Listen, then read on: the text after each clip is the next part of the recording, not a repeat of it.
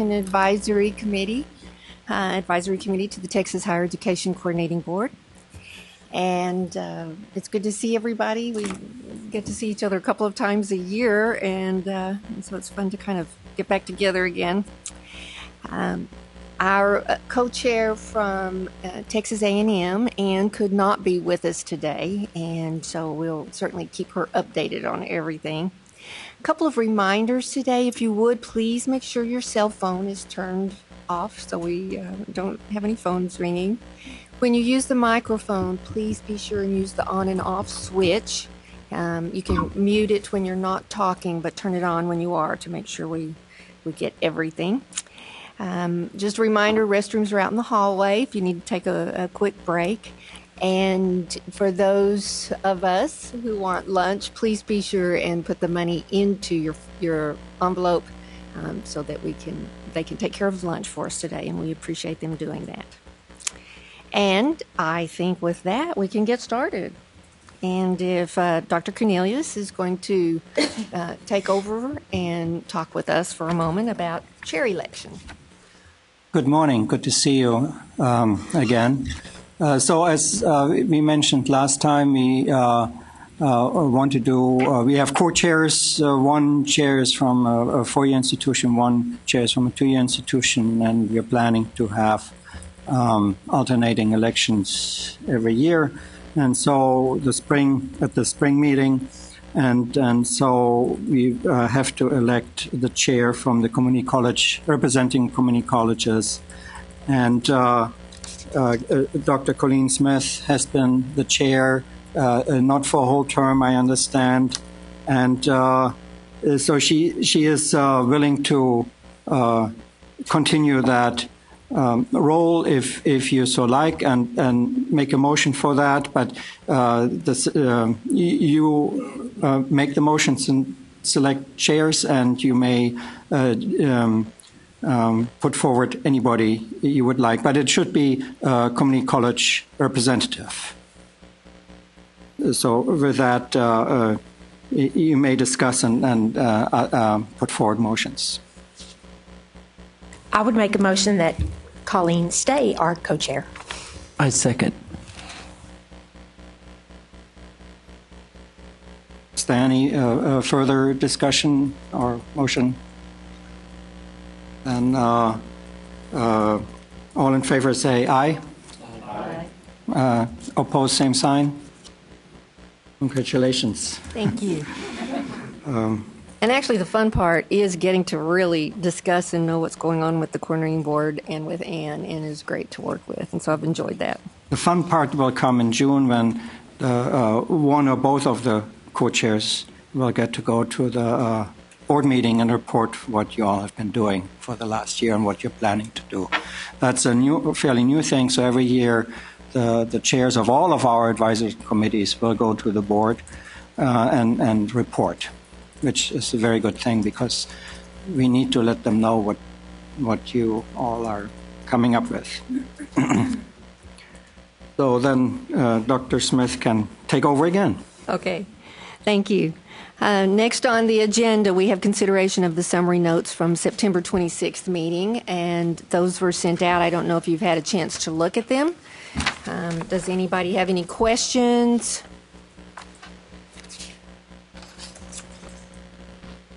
Do we have a motion to approve? We have a motion. Do we have a second? Second. We have a motion and a second to approve the summary notes from the previous meeting. All in favor, say aye. All opposed? Thank you. And we're going to change the sequence on our agenda here just a little bit. We have John White, Director of External Relations for the Coordinating Board here, and so we thought we would go ahead and do our legislative update now, and then that way, if he has other business he needs to attend to, we'll go that direction. So if you would you like to come up here? We have a spot for you. Right there.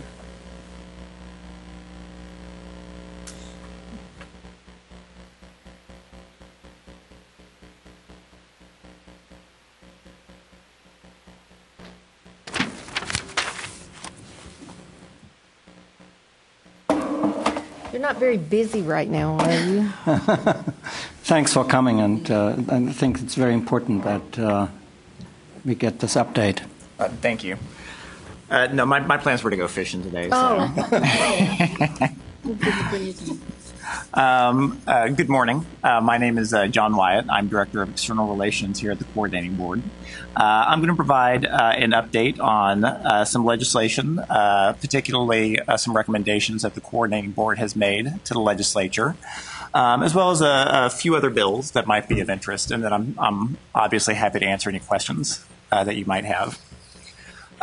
You may know, before the session, the board adopted a series of recommendations for funding and programmatic changes for the legislature.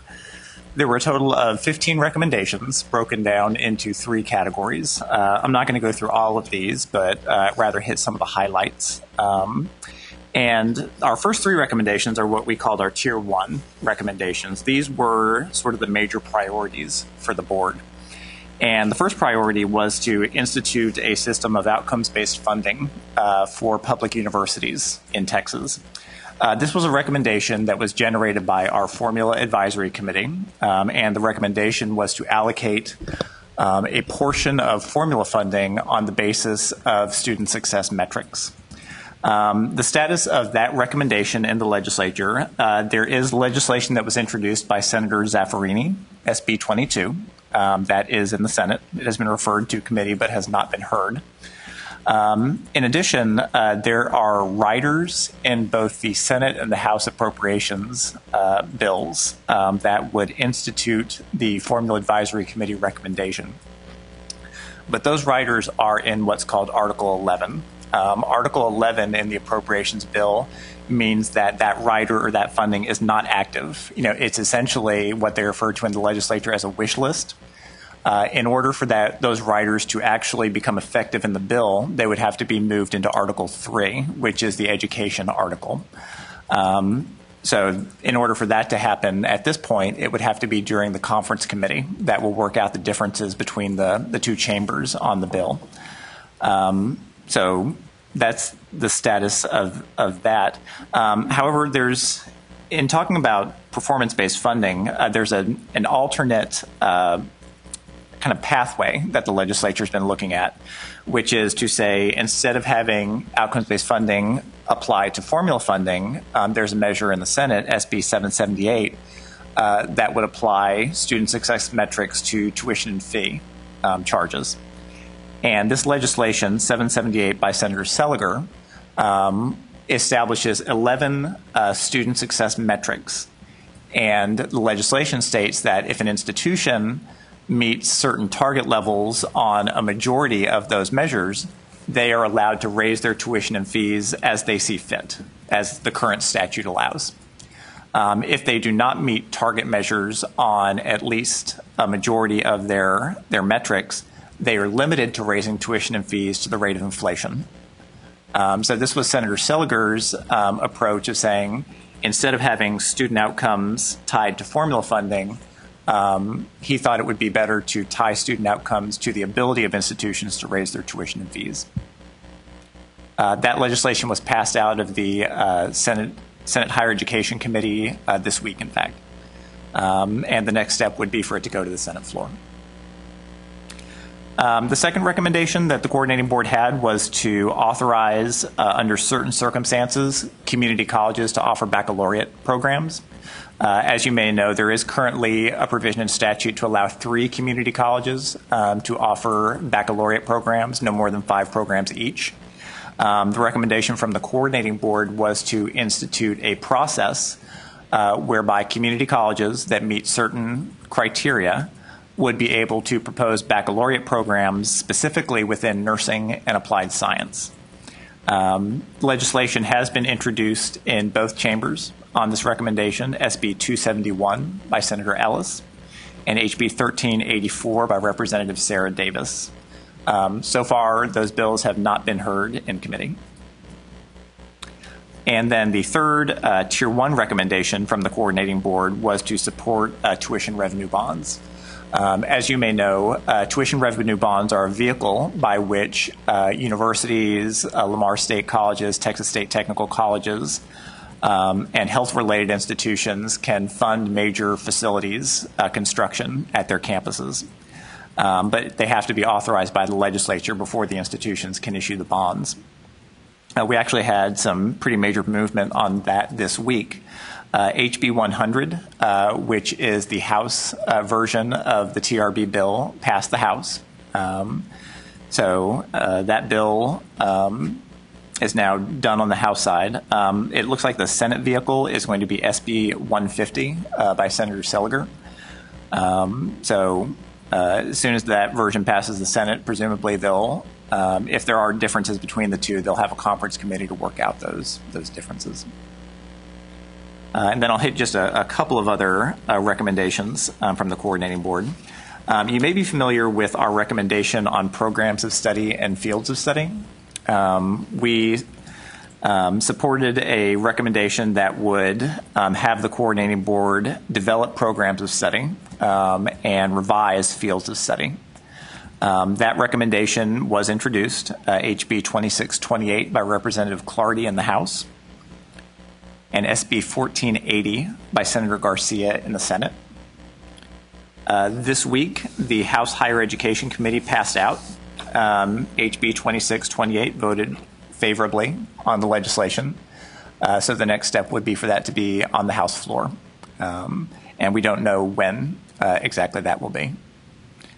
Regarding this, there's also there was a funding request that the coordinating board had, a request for $600,000 in exceptional item funding in order to help pay for the staff work and the travel costs for faculty consultation associated with revising and developing programs of study and fields of study. That funding is in Article 11 in both versions of the appropriations bill. And then I'll just mention a couple of other bills that were heard this week that might be of relevance. SB 1189 by Senator Seliger was heard in Senate Higher Education Committee. This would create what he's terming a transfer associate's degree. So it would require the governing board of each public junior college to establish a transfer associate's degree program, which would require the student to complete the core curriculum and then at no later than 30 semester credit hours consult with an advisor regarding their degree plan, specifically to make sure that it's focused on courses that will transfer to the field they want to study at a public university. So the idea behind this legislation is to have a degree plan that's going to be very focused on getting that student into a four-year institution and to make sure that they're taking classes that are going to transfer toward their major. That legislation was actually voted favorably out of the committee on Wednesday. And then the last bill I'll mention is HB 61 by Representative McClendon. This would require the coordinating board to approve a common course numbering system for lower division courses. This bill was considered by the House Higher Education Committee this week. It was left pending in the committee, which means that they have the option to bring it up and pass it at some point in the future. But it did not actually pass out of committee. Again, those are just some highlights, but I'd very much like to answer any questions that y'all might have.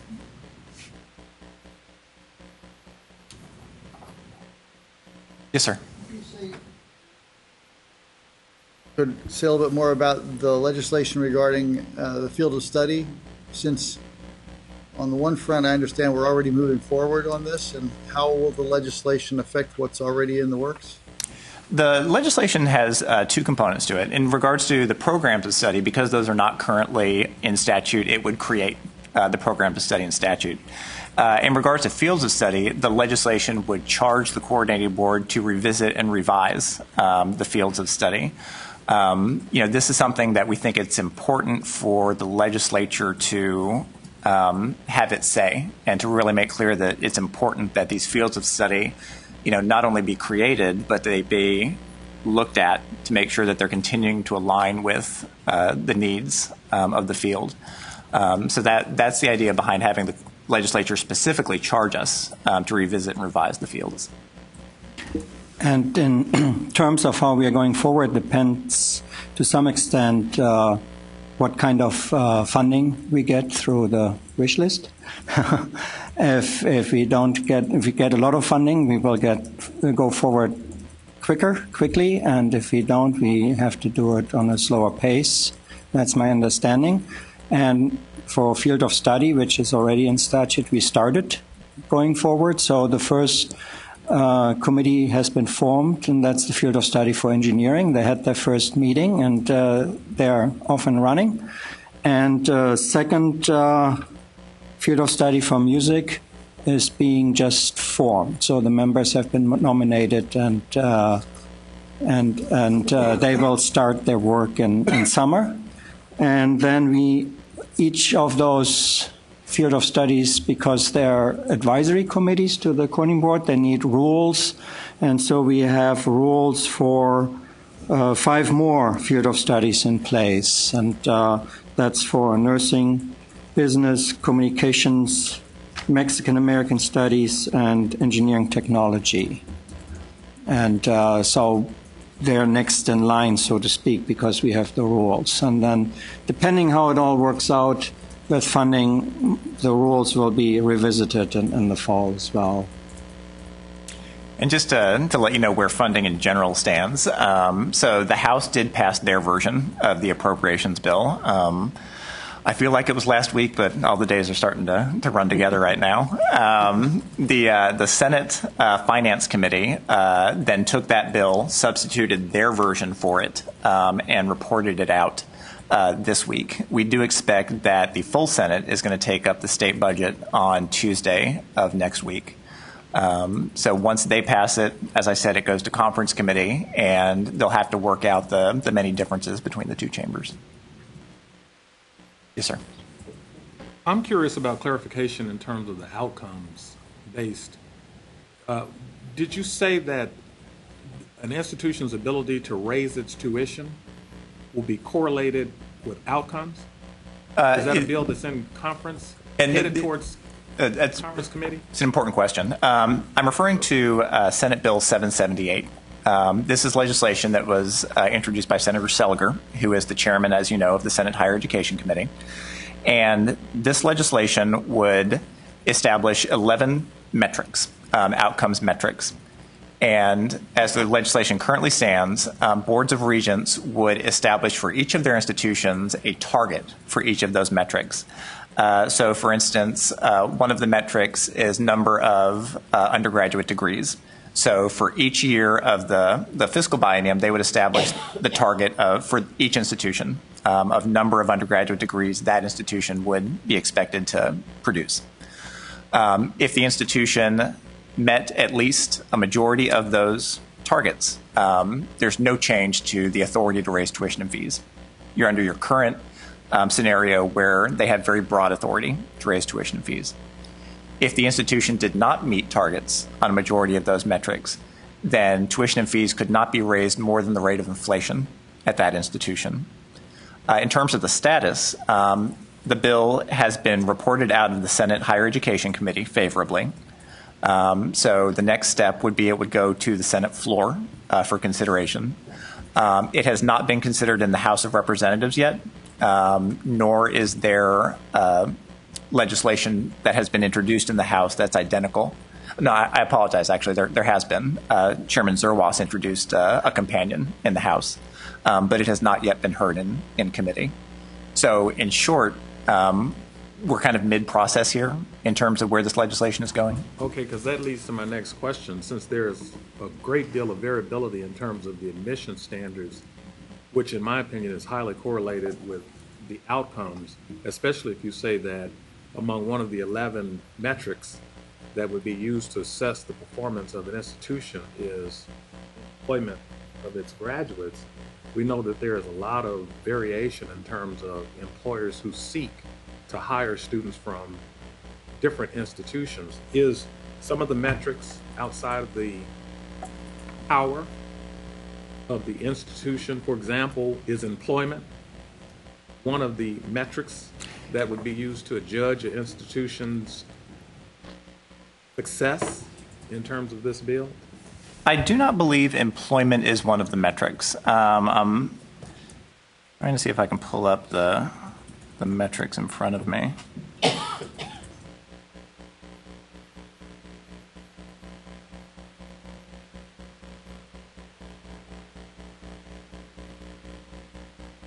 Unfortunately, I don't have access to those metrics immediately, but I can tell you that the metrics, they include the 7 metrics that were adopted by the Formula Advisory Committee in their outcomes-based recommendation. It also includes, I know, a metric on time to degree. It includes a metric on administration costs at the institution. But in regard to your question, the bill as it currently stands has these metrics, but then the boards of regents determine what the targets are that their institutions must meet. So the boards of regents would presumably take into account the situation of their individual institutions in setting those targets.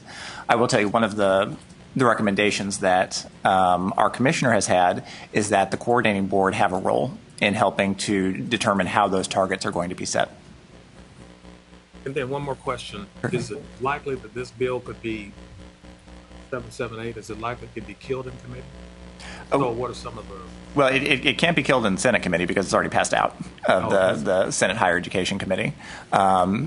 Assuming it does pass the Senate, it would still have to go through the House. So it would still have to be heard in House committee. And I'm just not in a position to say what would happen in committee. So the Senate could not agree with it. That potential is there. It would have to go, as I said, the next step in the Senate is it would be considered on the Senate floor, and then the senators will vote how they're going to vote. A question, just Senate Bill 1189, transfer associate degree. How's that different than a normal associate degree? I'm a little confused. Well, I actually don't know that I'm in a position where I can kind of get into that level of detail about the differences between what's currently on offer. Reinhold, I don't know if you have anything to offer. No, I haven't looked at that bill yet, except that you mentioned that there is a component of required advising. So I do think that's the biggest difference is that the requirement that at 30 hours you're required to meet with an advisor in order to make sure that you're pursuing courses that are going to be able to transfer to your preferred major. And I believe right now we already have where we're required at 30 hours, but if it's my understanding, because we've been looking at this at Collin College, that if the student has chosen a specific school that they want to transfer to in a program, that the advising degree plan has to include specifically that college and that program. So I think that's where it's a little different.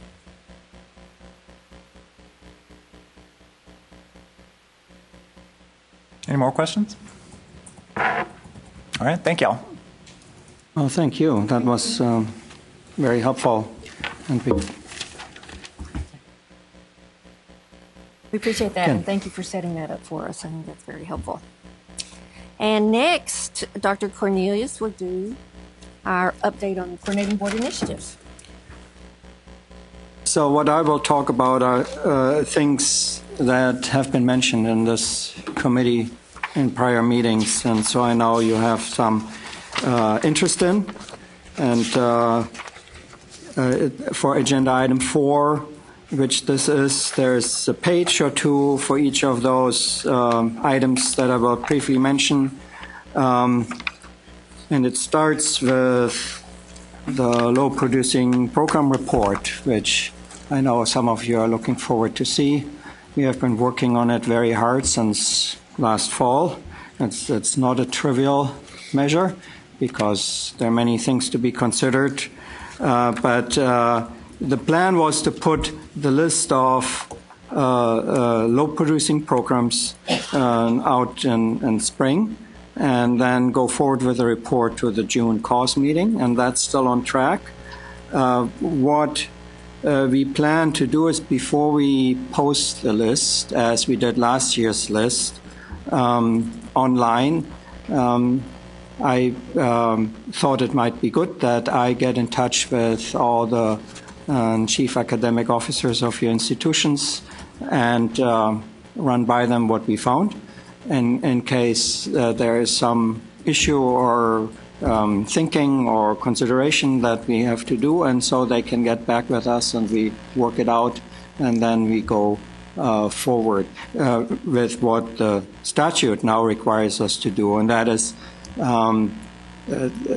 different, and that started last year, that when a degree program is low producing for 3 years in a row, that we will inform the board, the governing board of the institutions, and they make a decision what to do with the programs and get back with us with that decision. And if they don't want to do a closure or consolidation of that program, then they may select to do that, and but have to put it off their appropriation requests the next time. So two things. In the upcoming cause meeting, we have a minor rule change for LPP, and it's printed on the second page of this, and basically to make the procedure how we do this on the staff level more clear and streamlined. For example, we won't actually send the institution the list, we will post it. And also the main change here is that the rules said we will recommend to an institution's governing board closure of a degree program that has been low producing for 3 or more years, and with the rule changes that we may recommend. So that's really the major change in this. And to summarize, so the list is almost ready and has to be reviewed by leadership and so on. But last year, the first time we did this, there were 64 programs that were low producing, and none of those ended up being low producing in 3 consecutive years because all of them had an exemption in the past. So some of those exemptions fall off now. And so the list is bigger. We will have 183 programs that are low producing in the last year, but only 17 of those have been low producing for 3 years.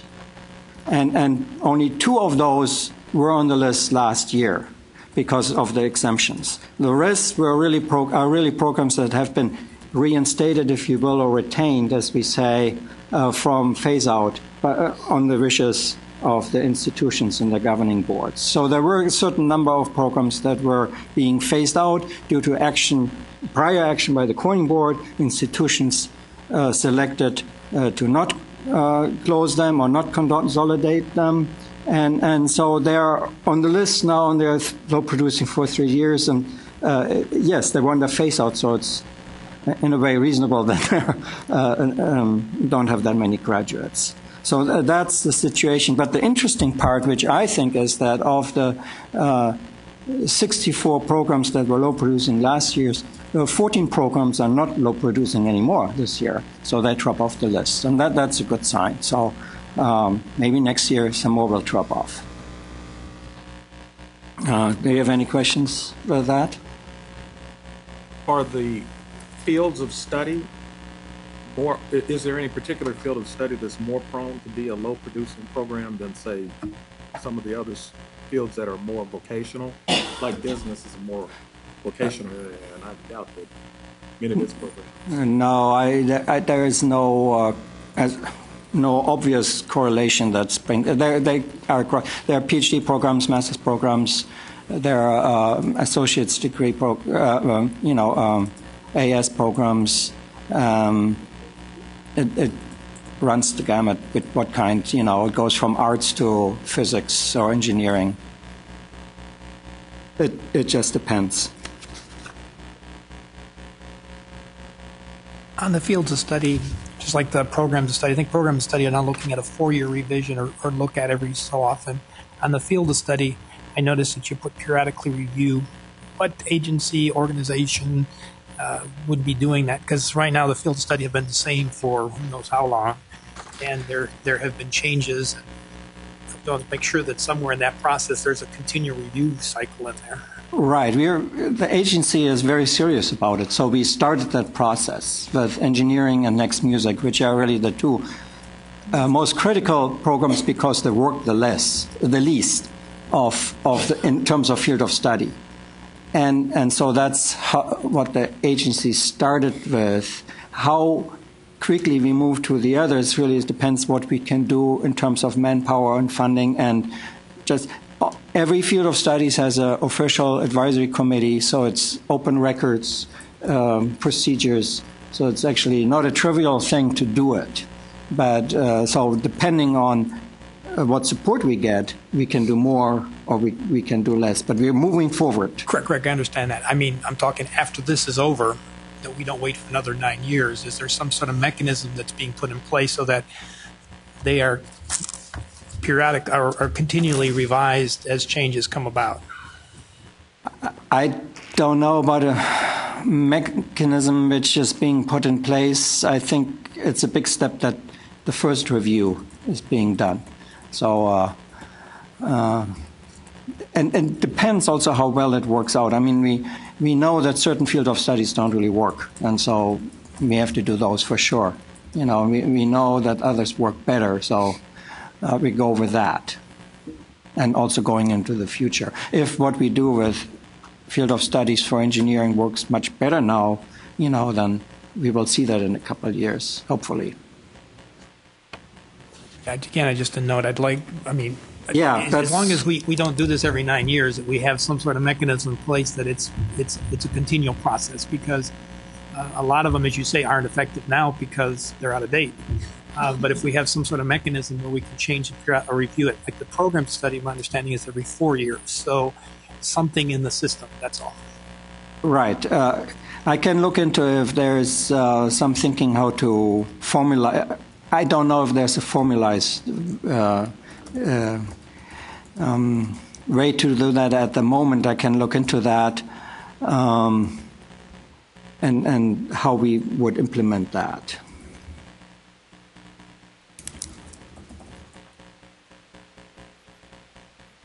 Ask for that to be something that this group is very interested in. Just a calendar, you know, every how many years. That's great. Thank you. I will look into that and I'll get back with you how that is envisioned, or you know what we can do to make it happen.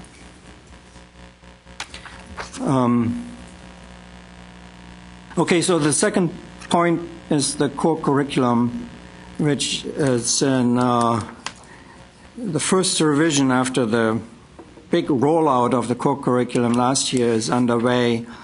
And we also have been working on improving the information about it. I've been learning a lot about it throughout the last year, talking to people. So we are planning to come up with a core curriculum application guide, is the working title right now, and that document actually exists. I've been working with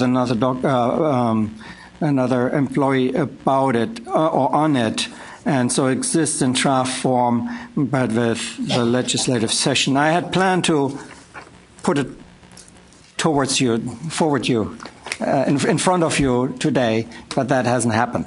So my plan is to do that and also update with it the frequently asked question document which we have, and put it online, and then we'll send you all an email and we hopefully get some feedback from you. And my hope is really that it is a very useful document, that it will answer some questions or consistently and for everyone. So I will let you know when it comes out, and I ask you for your input, and then we can make a revised version. And as we go forward, we can also use that to come up with ideas which maybe don't work for the core curriculum and discuss them at a later meeting. Dr. Cornelius, I want to thank you in advance for that. I think that's something that will be very helpful to all of us, colleges and universities, both. So thank you very much for your work on that. Thank you. Yeah, I have hopes for it. Also, we're working on an assessment page, the assessment page for the website for the core. As you know, every 10 years, the institution have to assess the core curriculum. So we have started with brainstorm, if you will, of what is needed. I'm not an expert in assessment. Most of us here at the core board are probably not experts, although our Assistant Commissioner Rex Peebles knows a lot about it, and so I hope on to get a lot of input from him to put forward a very good guide for the assessment, because I know you have to start looking that depending on your SACS accreditation when you do the assessment.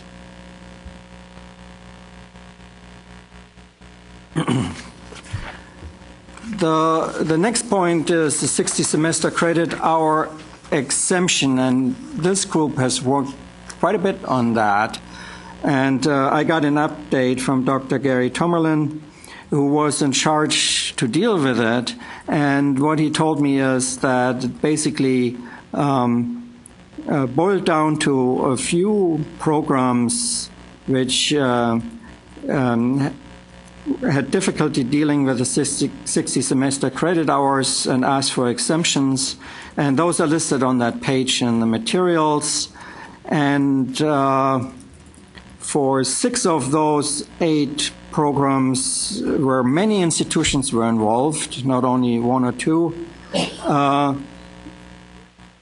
he held work groups over several days here in Austin with institution representatives, and also he worked in the leadership really came from WECM for these discussions, and they came up with exemptions, different exemptions as you see for these programs, and that's currently what institution can ask for. Now, if they can do it or think they can do it in less, or had said they can do it in less hours, they don't need to change that. And so we're going forward with that, and then as time goes on, it will be revisited. And especially in terms of field of study, that will be incorporated how this works out in the long term, and also looking at many of these programs have professional associations, and they have we have to see in the long term how it works out with student success, and that's part of the plan. And but that's really the update for now, that the solution has been found in for the immediate going forward future this fall. That's really all I have to say to that. If you have further questions, you probably should call Gary because he knows much more about it than I do. He was there at the... I have one. Yes.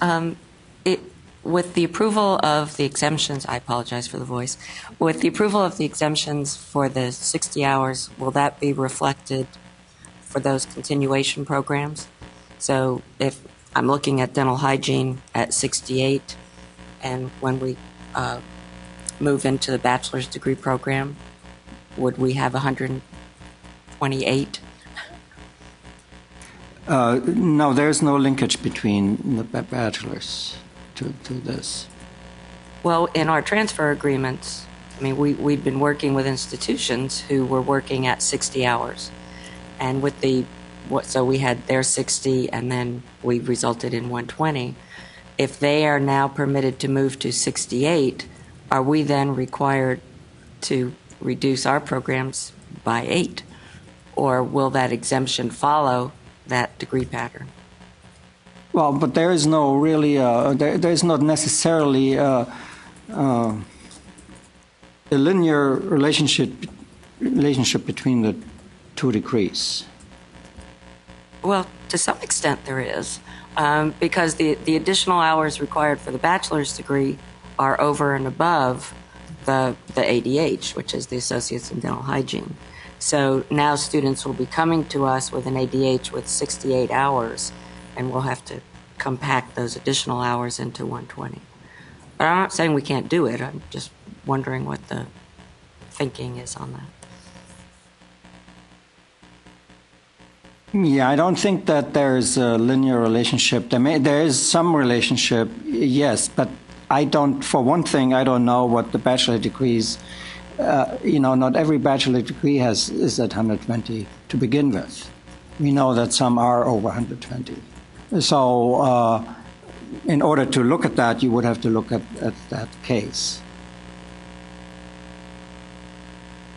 And since I'm in a community college, I'm not sure of this. Do the universities then have to come for permission if it's over 120? Yes.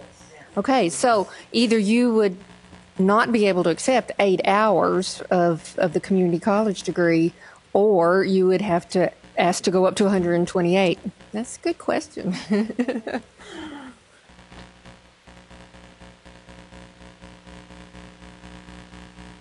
And to be clear, I'm not suggesting it's not necessary. I mean, in working with and considering that, folks, I mean, they were very adamant about the need to have that. Although in the past year or so, we've been working with many partners who have somehow gotten it down to 60, so that we could have a 120-hour degree program. And now I'm just wondering, certainly they will be tempted. These programs are on the list because most of them had even more hours. So in a way, it should help most institutions because this is a reduction. It's not an increase for most institutions. That's how I understand it. So it's not like all of a sudden they have 8 hours more. No, they probably have 4 or 6 or even 10 hours less than they used to have. So it should help. Maybe then the 128 should be reduced to 124 because they reduced it by 10. So, you can look at it by both sides. So it's an individual, each program has different numbers. Question. Has there been any consideration for some of the other programs that were told, and I'm specifically referring to the associate degree in nursing, they were very specifically and deliberately told that they had to get down to 60 hours and that there would be no exceptions at the time that this initially rolled out, only to find out last month or so that in fact we were making exceptions. And I've had some questions about, can we go back to the coordinating board now to see if we can have some increasing or negotiate in the associate degree nursing program? I think that's a good question because I know that a lot of nursing programs did just immediately change it, but it's my understanding that it was always in the rules that you can try to get it approved, and then certain programs tried and certain didn't. And I think there was a surprise from some schools across the state that these programs were approved to go higher, but that I believe that was always in the rules that they could try to have an exception and go through the process to request an exception.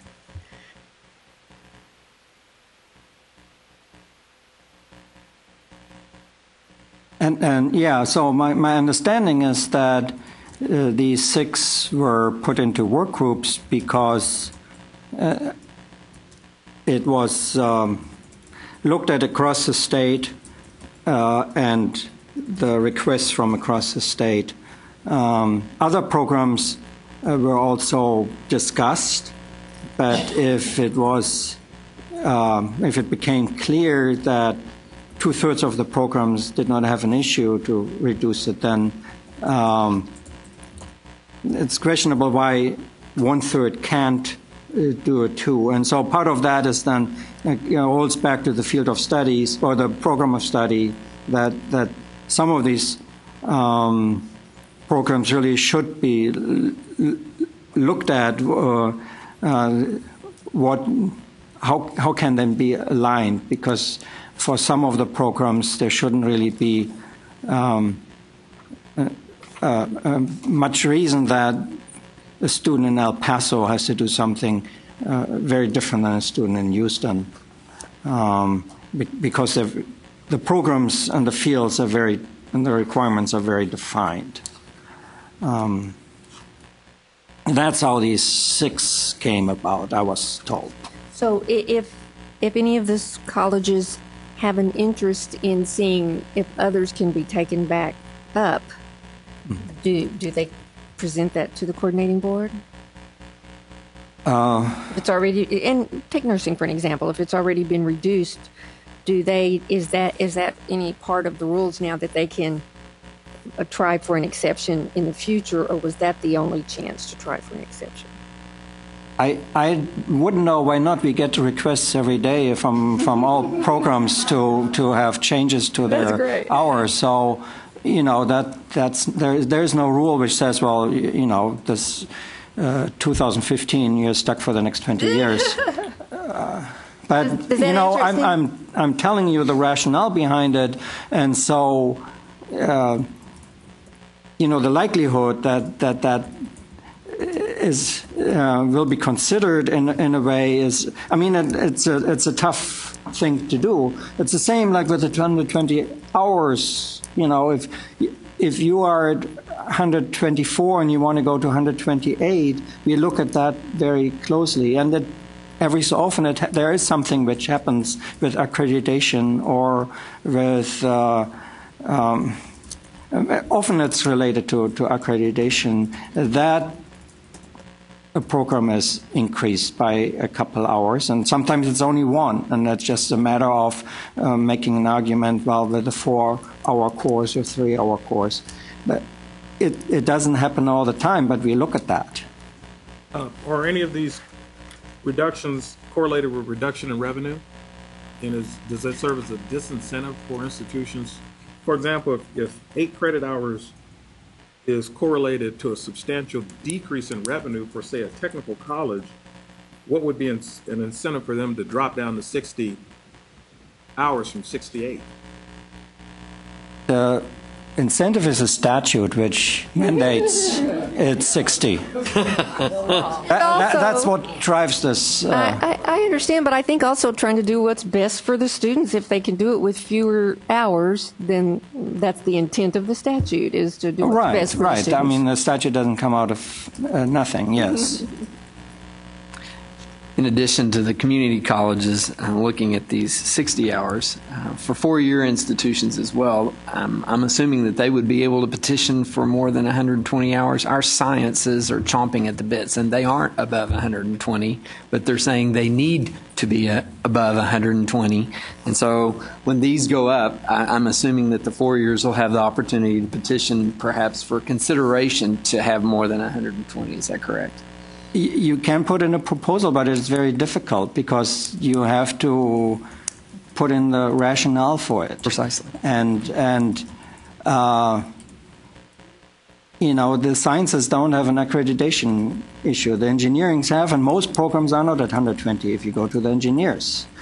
But there's a big difference, and there used to be a gigantic difference between those programs.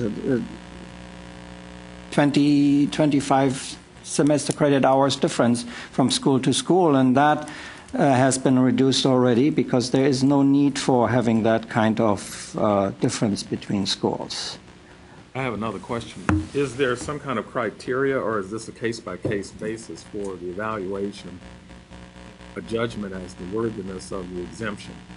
For example, if the technical college says, I just can't do it, we need the 68, and then they present a case, is it a case-by-case basis in terms of the evaluation? It is a case-by-case basis, but it also looked at across the state, and that's why workshops were held with people from across the state, and that's how these exemptions came about. It wasn't because an institution said we can't just do it, we need 68. It was because, I don't know, 24 people sat together for 3 days and came up with a rationale. To address your question a little further, most of these programs are allied health programs. The people can't do it at 60 hours. You can't meet the objectives set by the accrediting body like the JRC and the RDMS, ARDMS. So they applied for the exemptions. The coordinating board sent out emails and said, hey, y'all come together. We need to make a decision on this. And like you said, there were over 2,000 people in rooms here in this building, I believe, working on these curricula. And coming from a small institution, going down to 60 hours has significantly impacted our semester credit hour offerings. All of our associate degree programs had to go to 26. They're all applied science programs, or to 60. We tried to increase contact hours to accommodate for the semester credit hour, reduce to a 3-hour lecture, but do a 322, lecture lab, so that you still maintain the contact hours. So we tried to balance it that way. But again, the accrediting bodies and the objectives that need to be met for these bodies was the impetus behind the numbers that you see.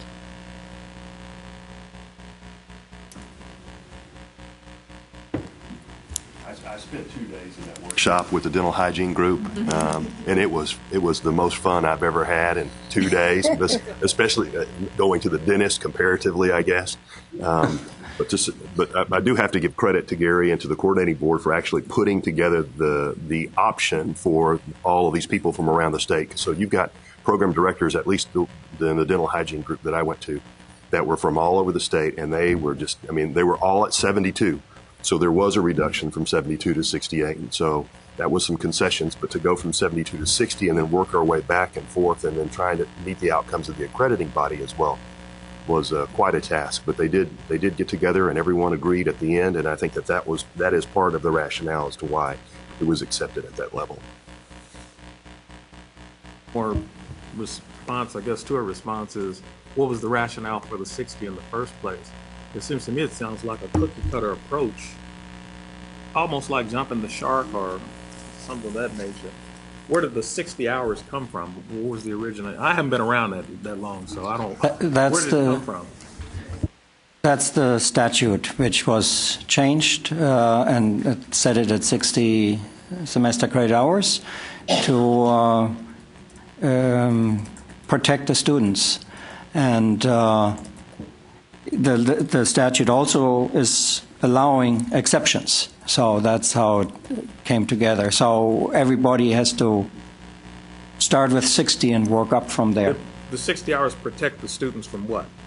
From taking too many hours for the degree. Time to degree. Burden on the students? Yes. If a degree takes 90 hours, an associate's degree, the student has... Okay, so my original question then has merit.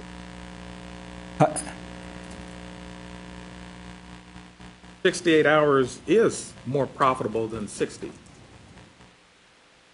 for the university. Oh, well, you get paid by contact hours. So the issue is more of we really didn't have a say on that. It was a state. The legislature said you will do it, and just like they did the 120, and we did it.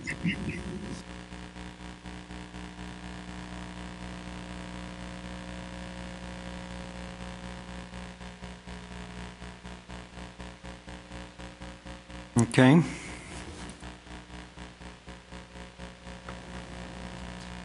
So if you have a specific issue about a specific program, pick up the phone and call Gary, and I'm sure you can talk about it. Then I wanted to talk briefly about Sarah. This hasn't really come up here, but there's also a statute going forward, both in the House and the Senate. I don't know, the one was has a committee substitute because we reviewed that. The Senate bill has a committee substitute. And basically that statute allows the state and the coordinating board to take part in SARA. And if that happens, then the coordinating board will start working on it. The coordinating board would administer it, and that will all start. We have to make rules, etc., as usual, but it will start early next year. And how many institutions will take part and what is the gain for each institution, we don't really know. it depends on the size of the institution and the agreements they would do otherwise on their own, how much they could save in participating with Sarah. But back on the envelope, estimate might be that it's about an order of 10 that an institution could save. It varies widely because some institutions don't spend that much right now. Some institutions spend quite a bit, and so the fee for Sarah depends on how many students you have. But if you look at that, I think it's possible. I mean, that's my back on the envelope estimate that an institution could save order of 10 and funds. So it's probably a good thing.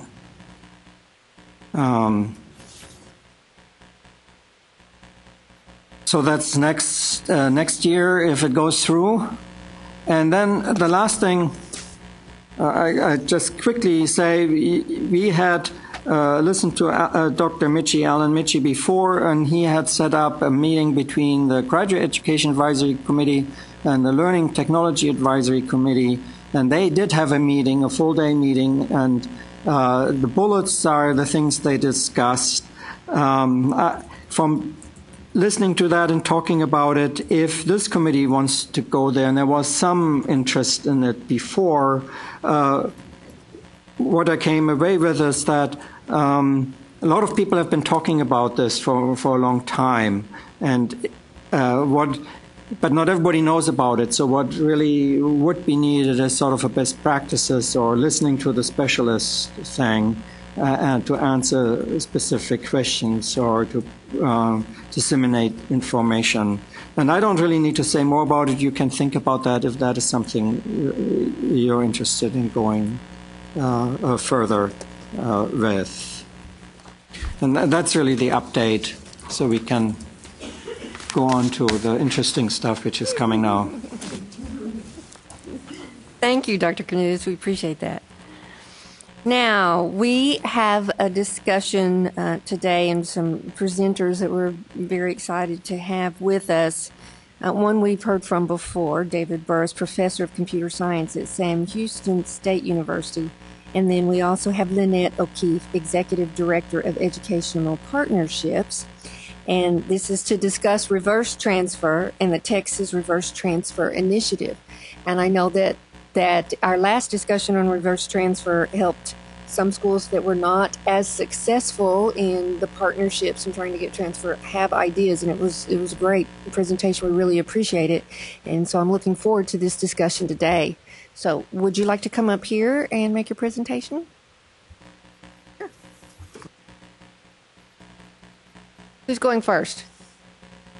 Does it matter in your sequence of topics? Oh, well, okay. We have Dr. O'Keefe's PowerPoint up, and I think it might be better to hear you first. Okay. Because I don't know how much we know about your initiative, and it's very broad. And Dr. Burris has a very important and specific idea, so it may be better to hear the broad thing first and then tie it together with that. Plus, that's what the agenda says, so if I could just read, Okay, thank you. Very good. Well, good morning. My name is Lynette O'Keefe. I'm the Executive Director of Educational Partnerships at Lone Star College.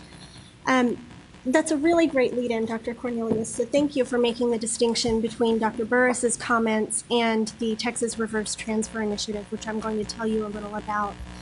I'm going to give you a brief update on the initiative, and I'm going to touch on some of the issues that I understand were discussed at the September meeting, but this will be more of a 30,000-foot view of reverse transfer in Texas, and then I'll dive in a little bit and give you some of the baseline data and results of year one of the project.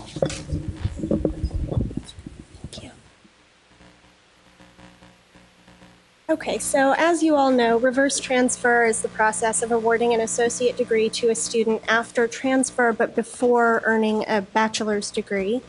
And the Texas Reverse Transfer Initiative is a grant-funded project designed to streamline the reverse transfer process and increase degree award through three primary objectives: leveraging technology to support reverse transfer pathways, providing opportunities for building and expanding professional development, and by raising community and public awareness about the value of reverse transfer and associate degrees.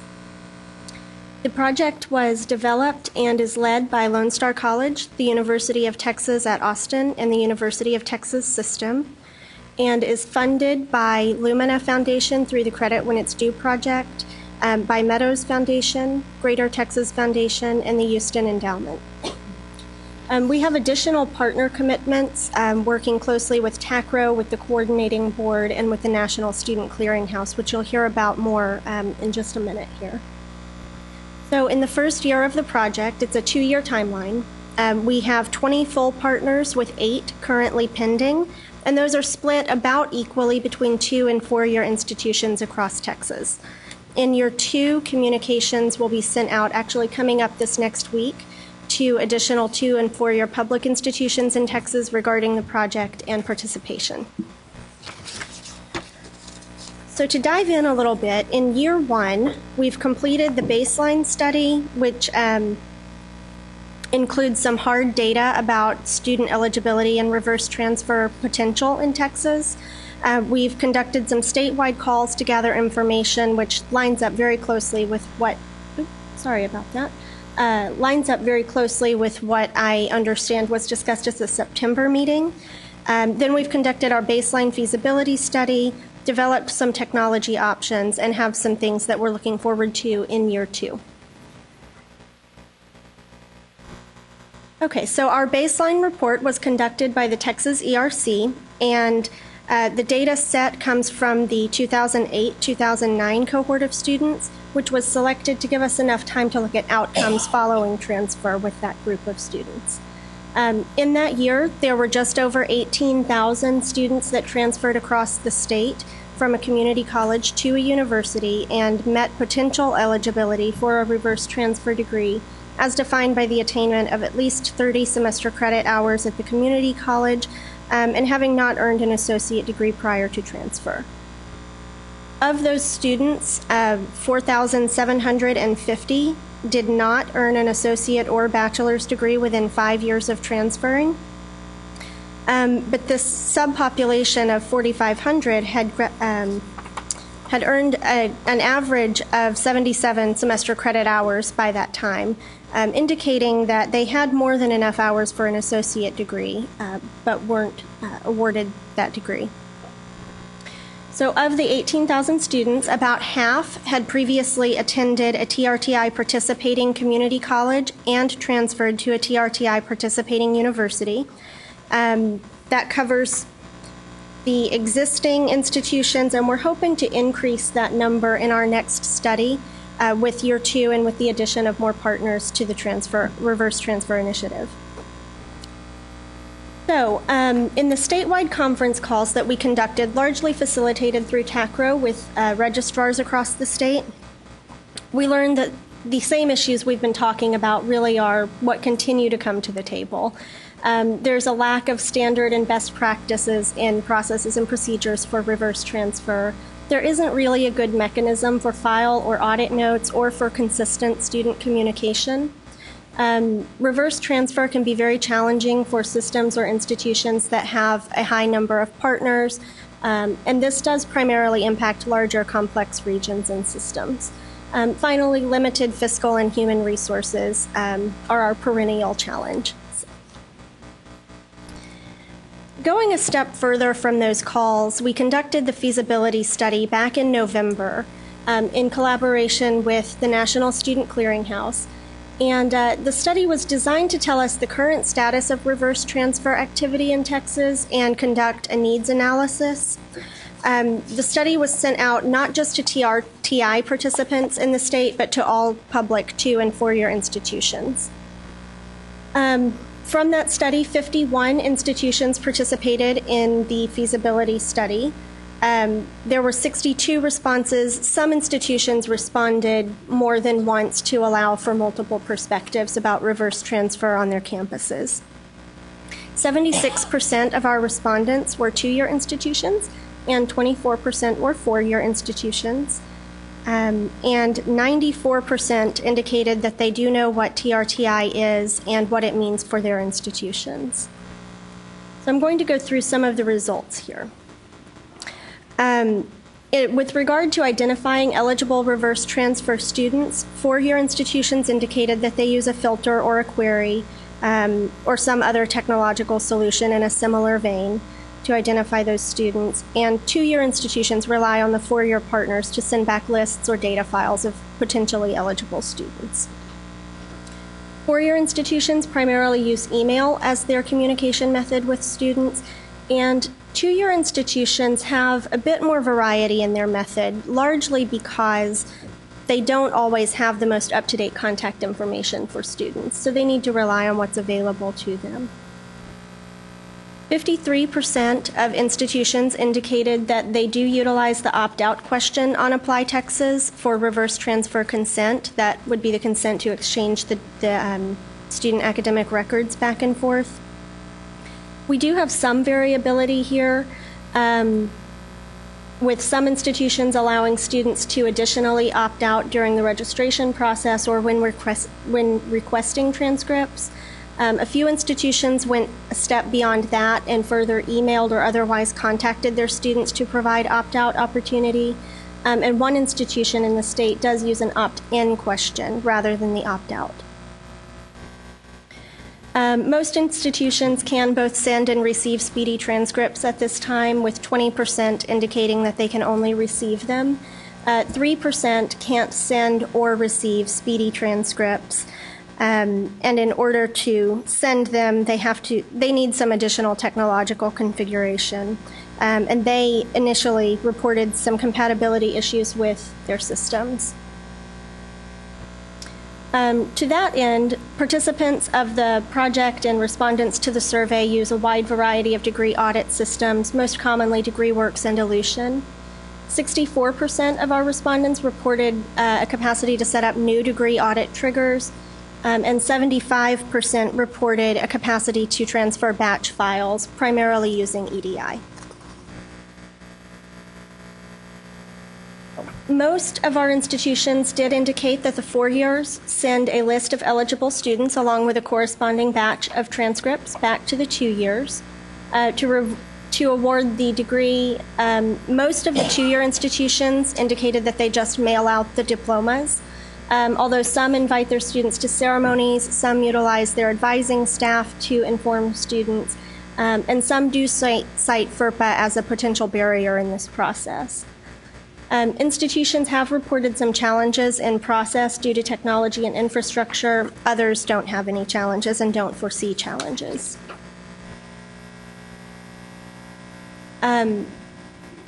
So I mentioned earlier that we are partnering with the National Student Clearinghouse, and I'll talk a bit more about what that solution looks like in just a minute.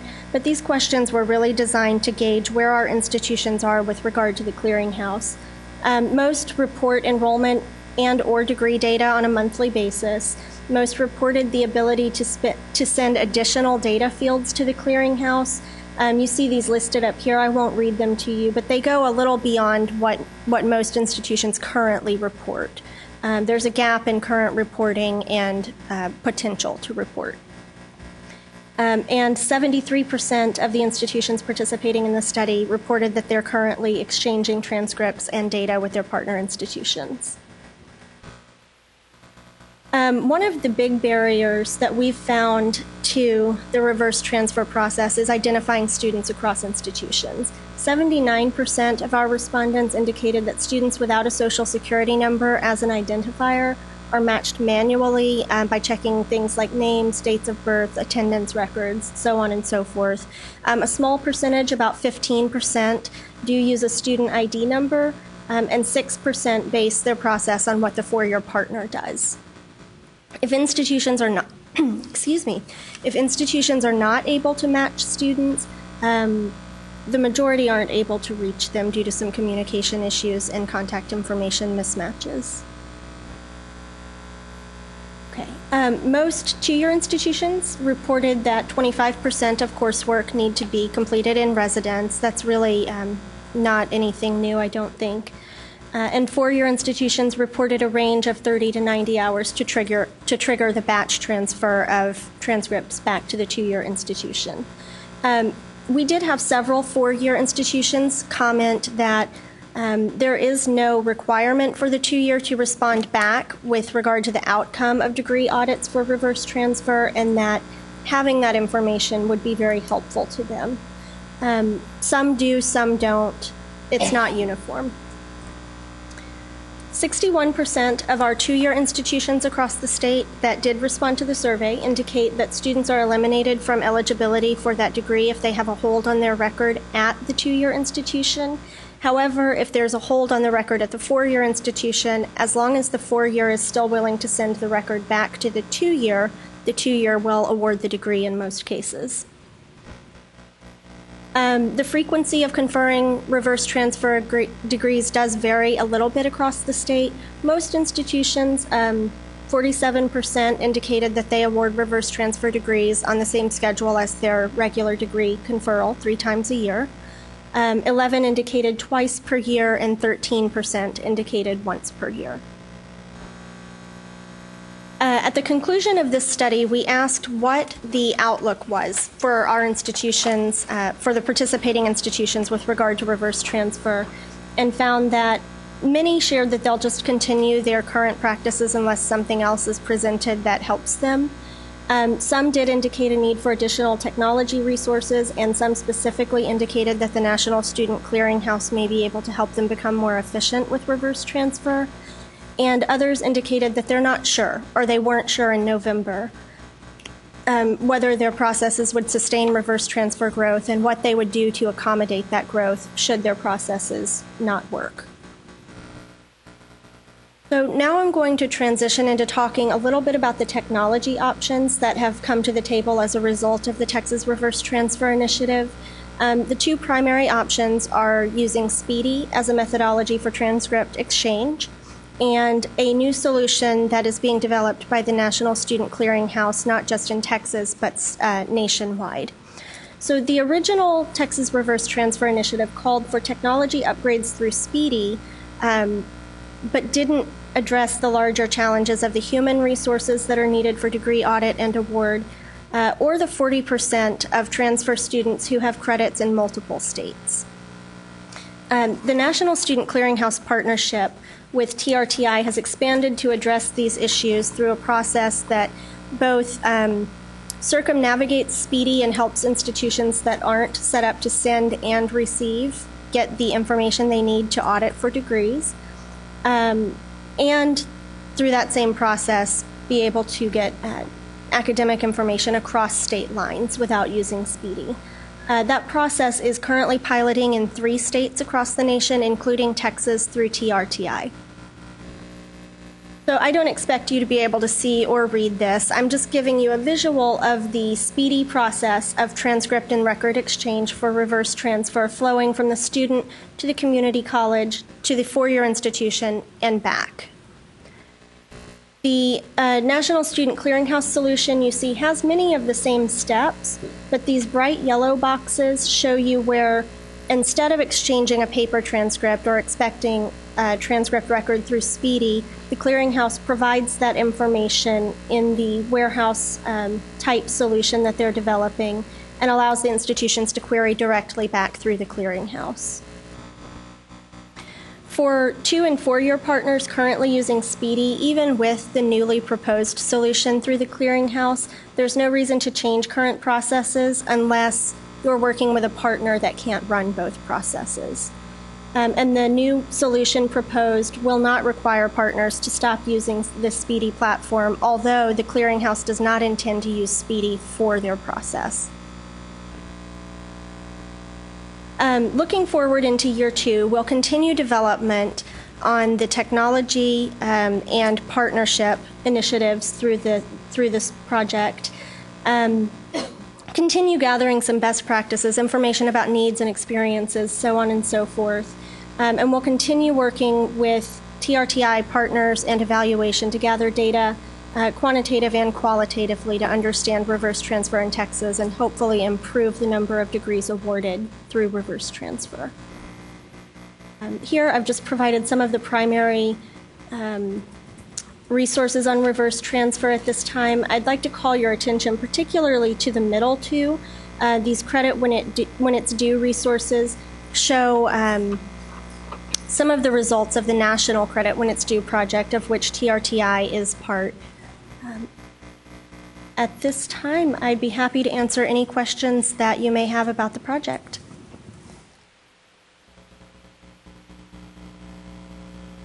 Have you seen any improvement since you've raised awareness about this? So there's definitely been an improvement in communication and in connection between the 2- and 4-year partners. And I hope that we'll see some hard data on improvement soon. Beginning next week and going through mid-May, we'll be collecting quantitative data about eligibility and outcomes from both 4- and 2-year institutions over the first year of the project.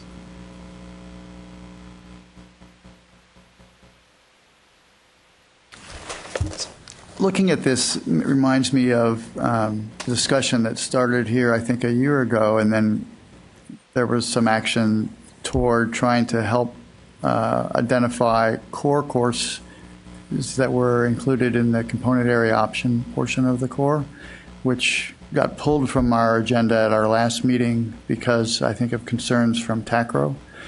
And I'm wondering whether you have any knowledge of that or thoughts about that the basic gist of the idea was to go back to designating in the component area option core courses which foundation area of the core that the courses were mapped to, so that students that took some core courses at one institution and transferred to another institution, the receiving institution, in this case could be either one, will know best how to fit those core courses into their own institutional core.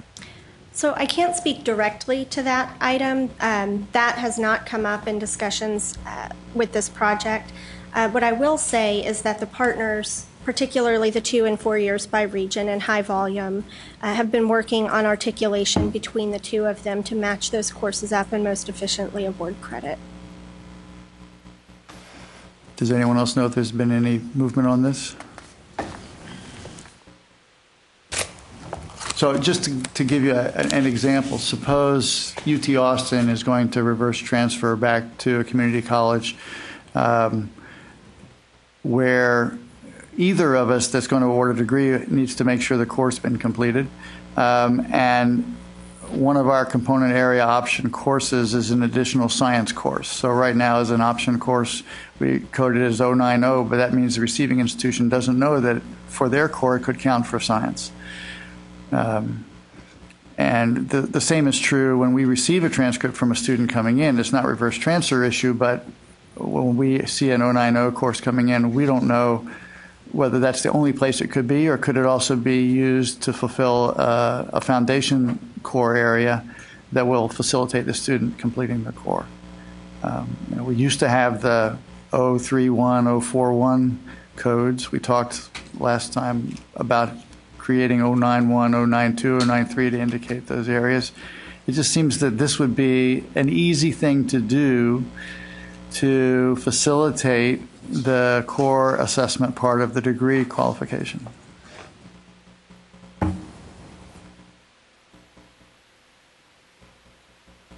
I understand that always the receiving institution apply a completed CA. Problem is that not all sending institutions components of core have been met. Often they will say core complete. Doesn't always give you that information. But if they are not core complete, it's helpful to understand which component foundation areas and if the component area is complete. In the case of my institution, if that the student completed their component area, not make them.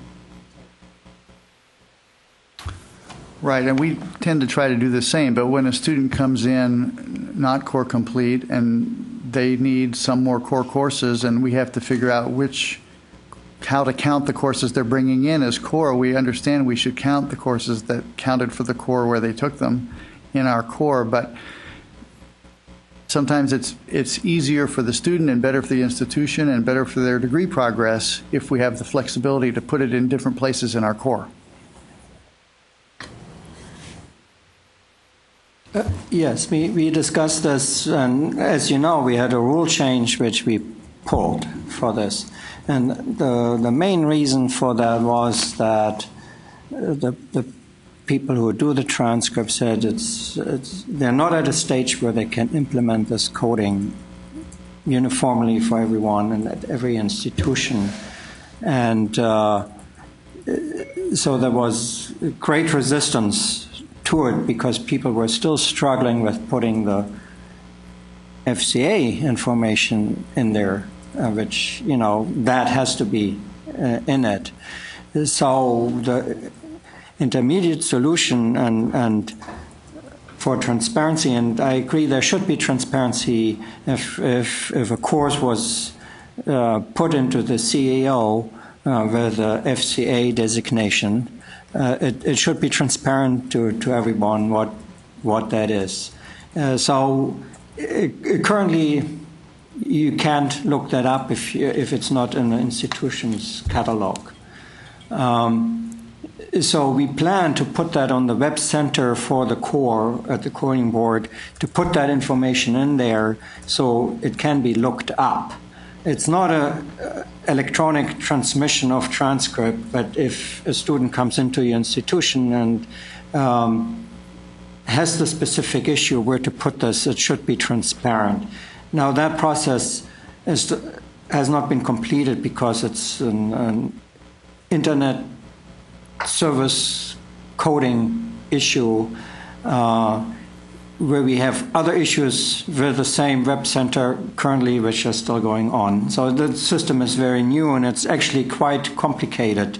It looks like a simple table, but it's complicated because it pulls data from two different databases at the coding board. There's the course inventory and there's the core system. And the system integrates the data, and the data is changed on both ends, and there's timing issues and yearly rollovers, so it's actually quite complicated coding problem. So, but within the spring, we will put that information from the CAO into that web center display. There is space for it, and we can put it there, and if an institution gets a course approved in the CAO as a communication course or a life and physical science course, that number, as was suggested with the 091, 092, etc., and including the option B where there is no FCA, or no, there is a FCA linkage, but it's not explicit, it will be 090. So we plan to do that and have it ready by the end of the spring. So that will be helpful, but it sounds to me that it'll be a one-at-a-time manual lookup rather than an automatic transfer. So my suggestion would be that as you work with institutions to mark on transcripts what's happening, what courses and what they are, that they be encouraged to include that not only core designation but the specific mapping of the CAOs. The thing that puzzles me about the resistance that we heard from the institutional representatives at TACRO who are involved in actually doing this is that many of them were doing it with the old numbering system, and it seemed like there was as much resistance to switching to a new system than it was that it can't be done. And I just hope that now that we have another initiative that's trying to have transparency on transcripts and mark things on transcripts, that this not be lost.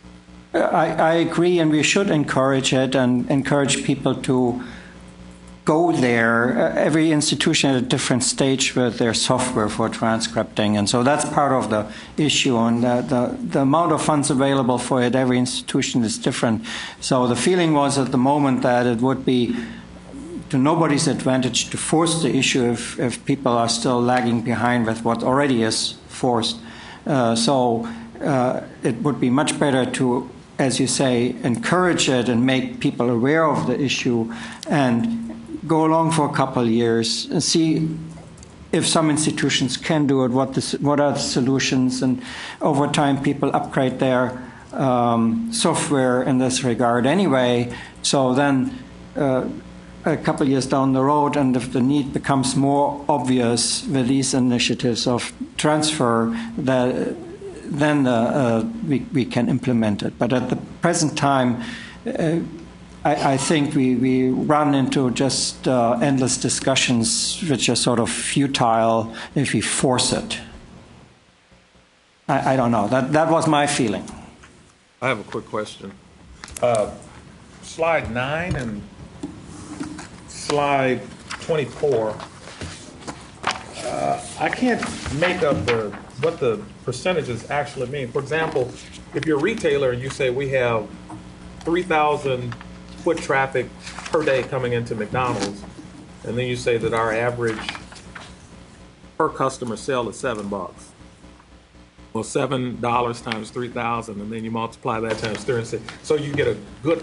So how do I get the aggregate here? What, in terms of market share, what are we talking about? What is the actual number? What does this mean? Sort of like if you say, oh, well, burglary rate went up in this city by 100%. Well, that's significant until you find out there was one burglary last year, and then there was 2 the year after. So in terms of percent, can you help me translate what this percentage means in terms of aggregate number of students? So on slide 24, that one is not looking at the number of students. It's just looking at how often the community colleges award reverse transfer degrees. And the driver behind that was really looking at process and procedure, not necessarily volume. But if you say it awarded a degree 3 times per year, an individual person is the recipient of the degree, correct? No? What is it saying? What does it say?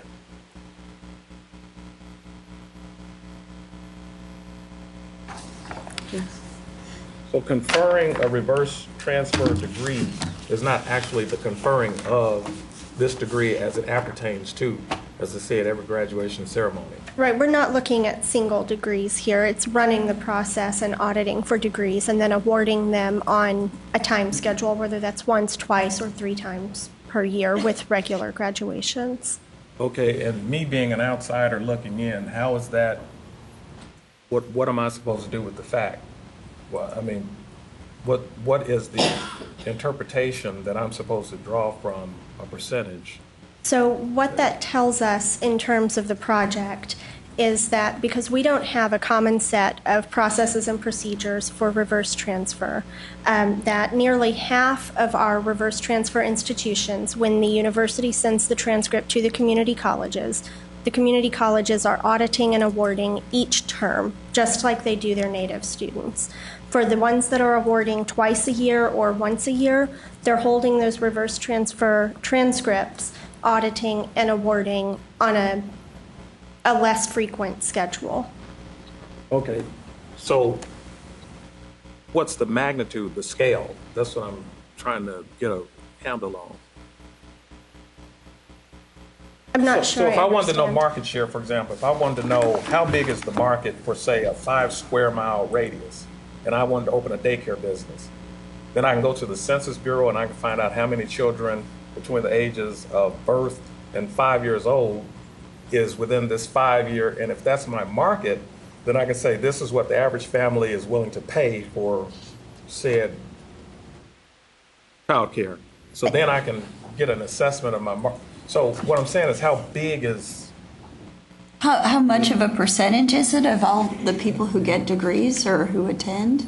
Like Yeah, I mean- how many students? Huh? Wait. That really doesn't matter what they're doing. For somebody like me who is sending out the information, it's very useful though, because I know whether I need to send it to them twice a year, once a year, or 3 times a year. That's the breakdown that would show what I need to do on my job. Yeah. But are you asking what percentage of college students in the state of Texas need these associate degrees or would be benefited by these associate degrees? Well, what I'm getting at is that college administrators tend to be more pragmatic, and I think that they're always budget conscious. So in order for us to move forward, I think that we need to think about some of the practical questions that they're going to ask. And one of those questions is it worth Like how many students would right. benefit? And what they need to do is to be able to translate that. So if I go back and report this to my administration, they're going to ask practical questions. Mm-hmm. And one of those is, when it boils down to it, how many students is actually being affected by this type of... Sure. So back to slide 9 on that one. In the baseline year, we had to gather data based on just what we knew. And one of the things that we don't know is how many students are being awarded reverse transfer degrees. So the Texas ERC pulled from the pool of potential reverse transfer eligible students and determined that was 18,000, just over 18,000. In step 2, which will be part of the data that we're gathering over the coming weeks, we're querying our institutions to find out how many students they have eligible and what those outcomes were, how many were actually able to. So that's coming. Thank you. Sure, thank you. I'm curious to know, you with swirling and you have students going to multiple institutions, and different institutions having different residency requirements. When you send multiple files to the different community colleges, who actually gets to award the reverse transfer associate degree if they have attended multiple institutions? And how does anybody verify that the student that met the residency requirements in 2 of those institutions, who gets, how do you work it that way? Because in one institution, though we said reverse transfer, they have a residency requirement of 18, and in another one, a residency requirement of 24. We sent back when they hit about 65 hours cumulative completed back to the institutions based on what they gave us, their criteria. So if we send the same transcript to 2 institutions, how is that process working at the community colleges? I think the short answer is that's one of the ongoing discussions as part of the work group with this project. To expand just a bit, I will say that's one of the things that we looked at in the baseline study. What does that pool look like, and is this a large population? Is this a big issue that needs to be addressed? And the indications are that, of course, this does impact some students, but the pool is really not large across the state of students who meet residency at more than one community college. And by practice, at least for us, it is, as she said, unlikely that a student has met a 25%, which is the SACS requirement, at more than one institution. So we will typically go back and look at the most recent institution and send to that institution, with the understanding that if a student started at institution A and then moved to institution B, that's basically transferring from institution A to institution B. And we do recognize that there is swirling, particularly in the metro area. But by looking at the transcript, you can generally see we start with the most recent, and then with the most recent institution that meets the 25%. What is the funding timeline in terms of your external support? How long does that funding go? This project funding support goes through February of 2016, so just under another year. And then the National Student Clearinghouse component with the cross-state solution they're developing, they are funded in part by TRTI, but in addition by several other partners, and that funding will continue beyond the scope of this project. You mentioned that refers to slide 22 that some four-year institutions say they would like to have information of the outcome of a degree audit at the two-year institution. And I was wondering what they would do with that information, why that is useful to them. So I think the best example of this is that if the four-year sends a two-year, a student transcript, and that student is awarded a degree, but communication never goes back to the four-year that student was awarded a degree, the four-year will send that same student back through the next time, because they still meet the criteria of potential eligibility, but the four-year has not received information that they've been taken care of. Okay.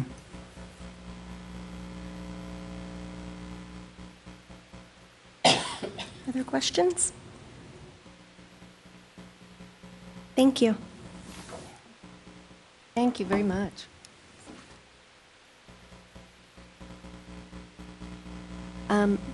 Do you have a list of all of the schools who are participating at this point? I do, and I'll be happy. Hey, that'd be wonderful. Thank you.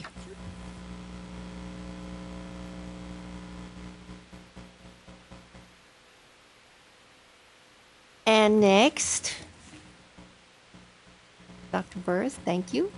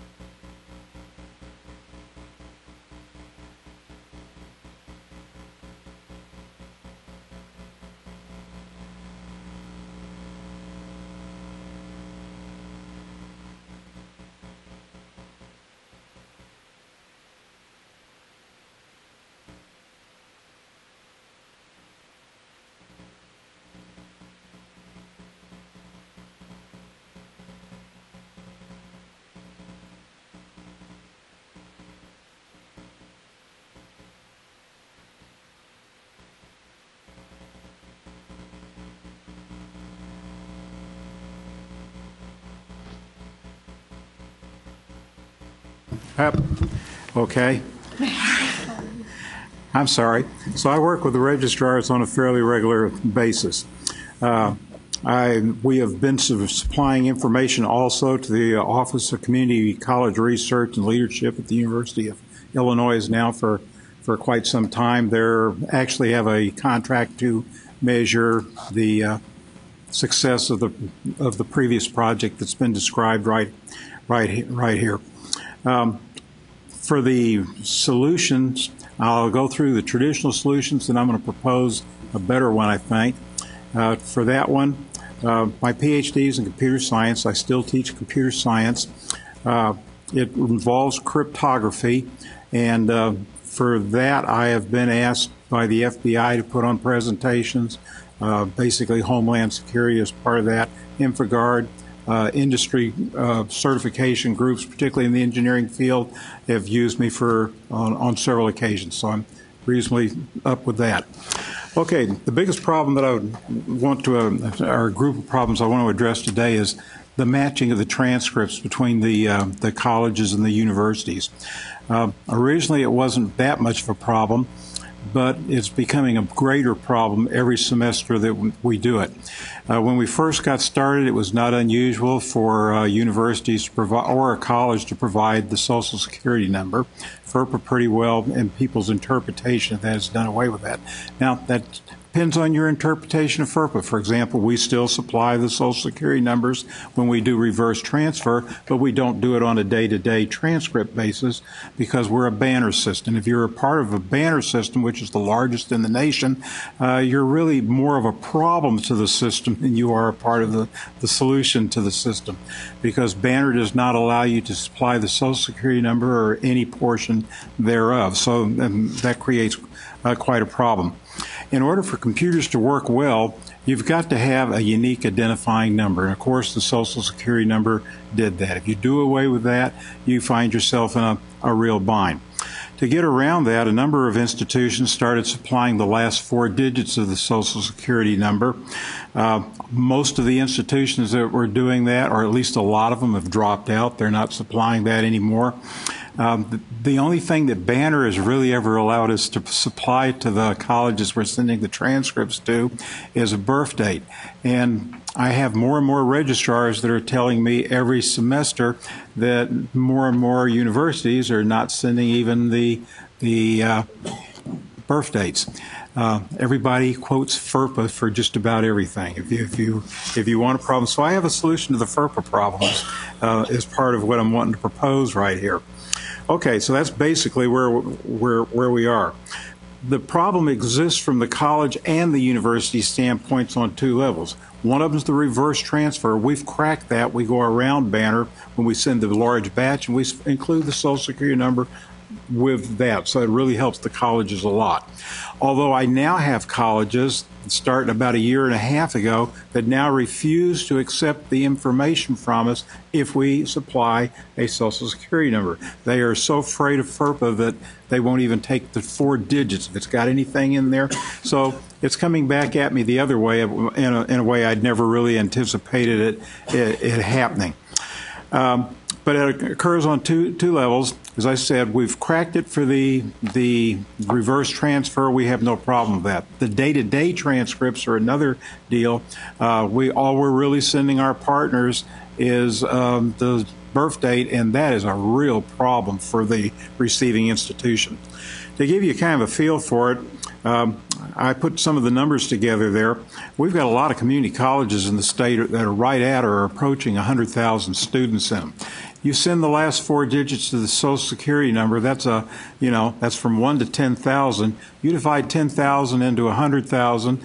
If it's evenly distributed, you really haven't helped that community college out a lot. What happens is they do a query on that deal, and it brings up 10, 15, or even 20 sometimes, and then you have to have a person go in manually and determine which one of them it is. So I think we're going to see that even if people provided it is a less desirable way to go about doing it. On the next page, well, I'm not sure how yours is paginated anymore, birthdays on there. You would think that birthdays would be a reasonably decent help to the colleges, and I'm sure it is. No, it really isn't.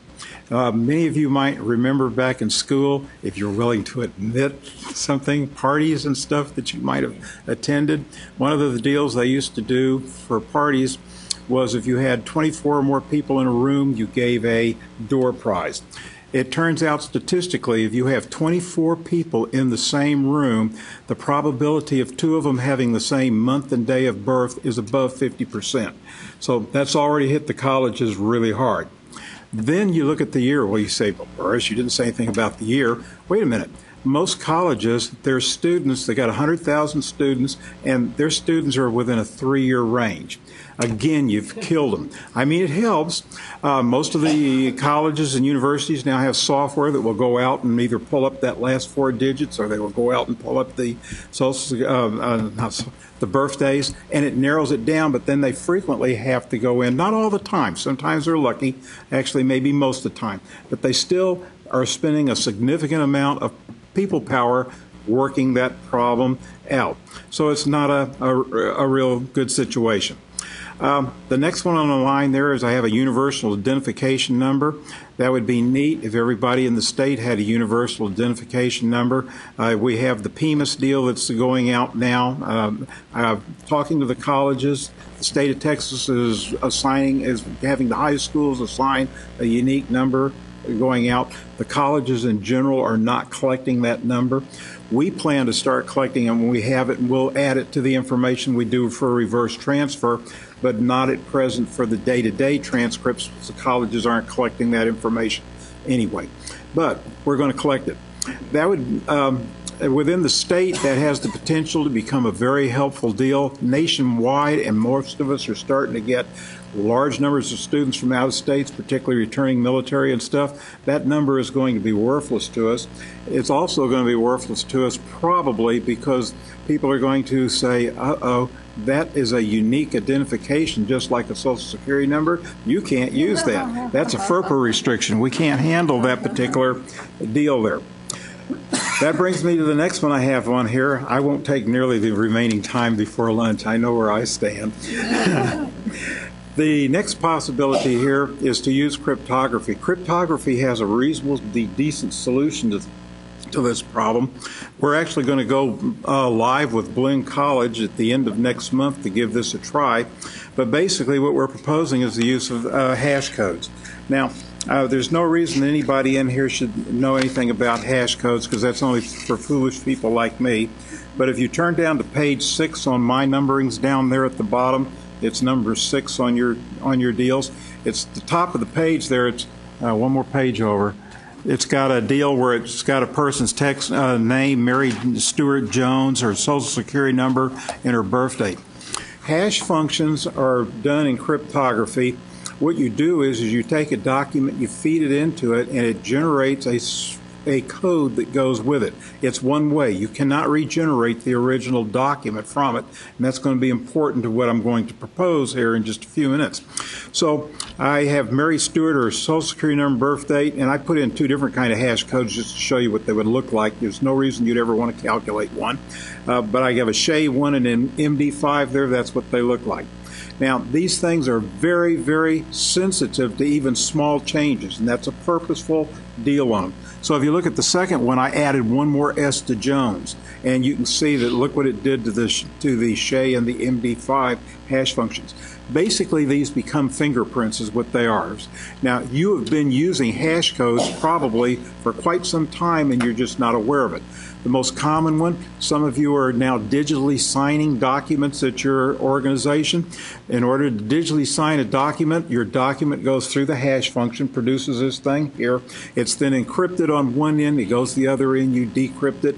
If you can decrypt it, you know it came from the person. If you're using public key cryptography, it came from.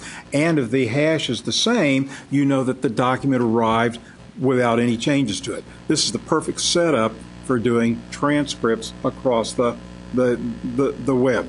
Basically, what we would do is we would take specific fields that we all collect. Now that's the one catch on it. It has to be things that we collect. So I'd suggest something like, for example, take the Social Security number.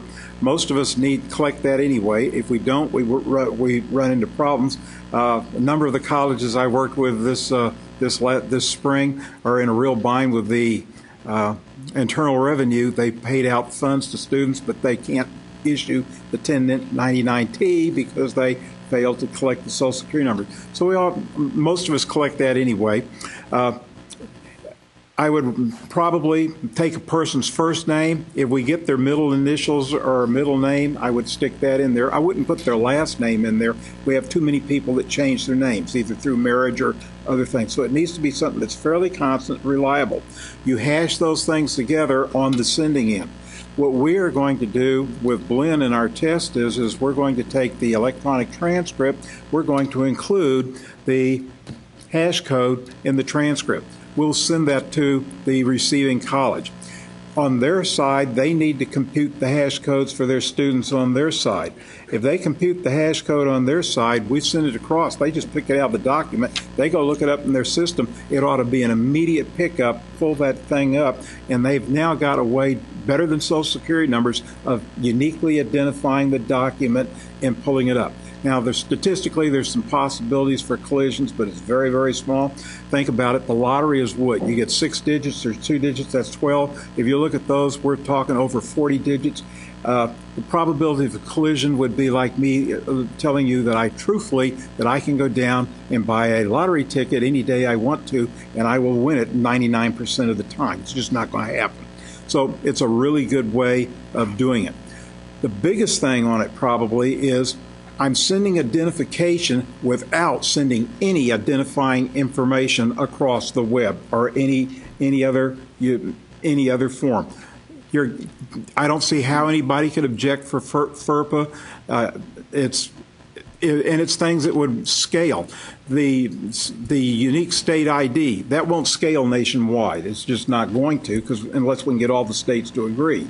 But this could scale nationwide because it's things that we all collect anyway. It could even scale to the military overseas and things like that. You've got something that you now have the ability to work with. So if you don't mind turning back to page 7 in your document where I had hash codes there, I'd like to mention some of the other potential advantages of this thing. It gives a unique identification that's very important. It can't be reverse engineered. If the hash codes are done properly, if I don't have your student at the receiving end, I can't compute that hash code. It just can't do it. Another place that y'all do it. Notice that I'm using fairly a large number of fields here that I'm suggesting to do it. Most of you have a password probably on a computer system. Your passwords are probably what? 8 to 12 characters in length or something like that. That seems to be enough for your institution to think that you're reasonably well protected. I'm proposing more than 20 characters right here. You know, you got 11 just in the Social Security number, or 9, depending on the way you want to look at it. It's essentially unbreakable. Now, statistically, somebody can break it. That's one of the worst things about cryptography. No matter how good you do it, somebody can guess your password on the first try, even if you've got 20,000 characters in it, and get lucky. So it's a statistical thing, but it's really a good one. One of the other things that I think is the best is letter I on the in there. Institutions should be able to use hash technology with their existing systems. They shouldn't have to change anything.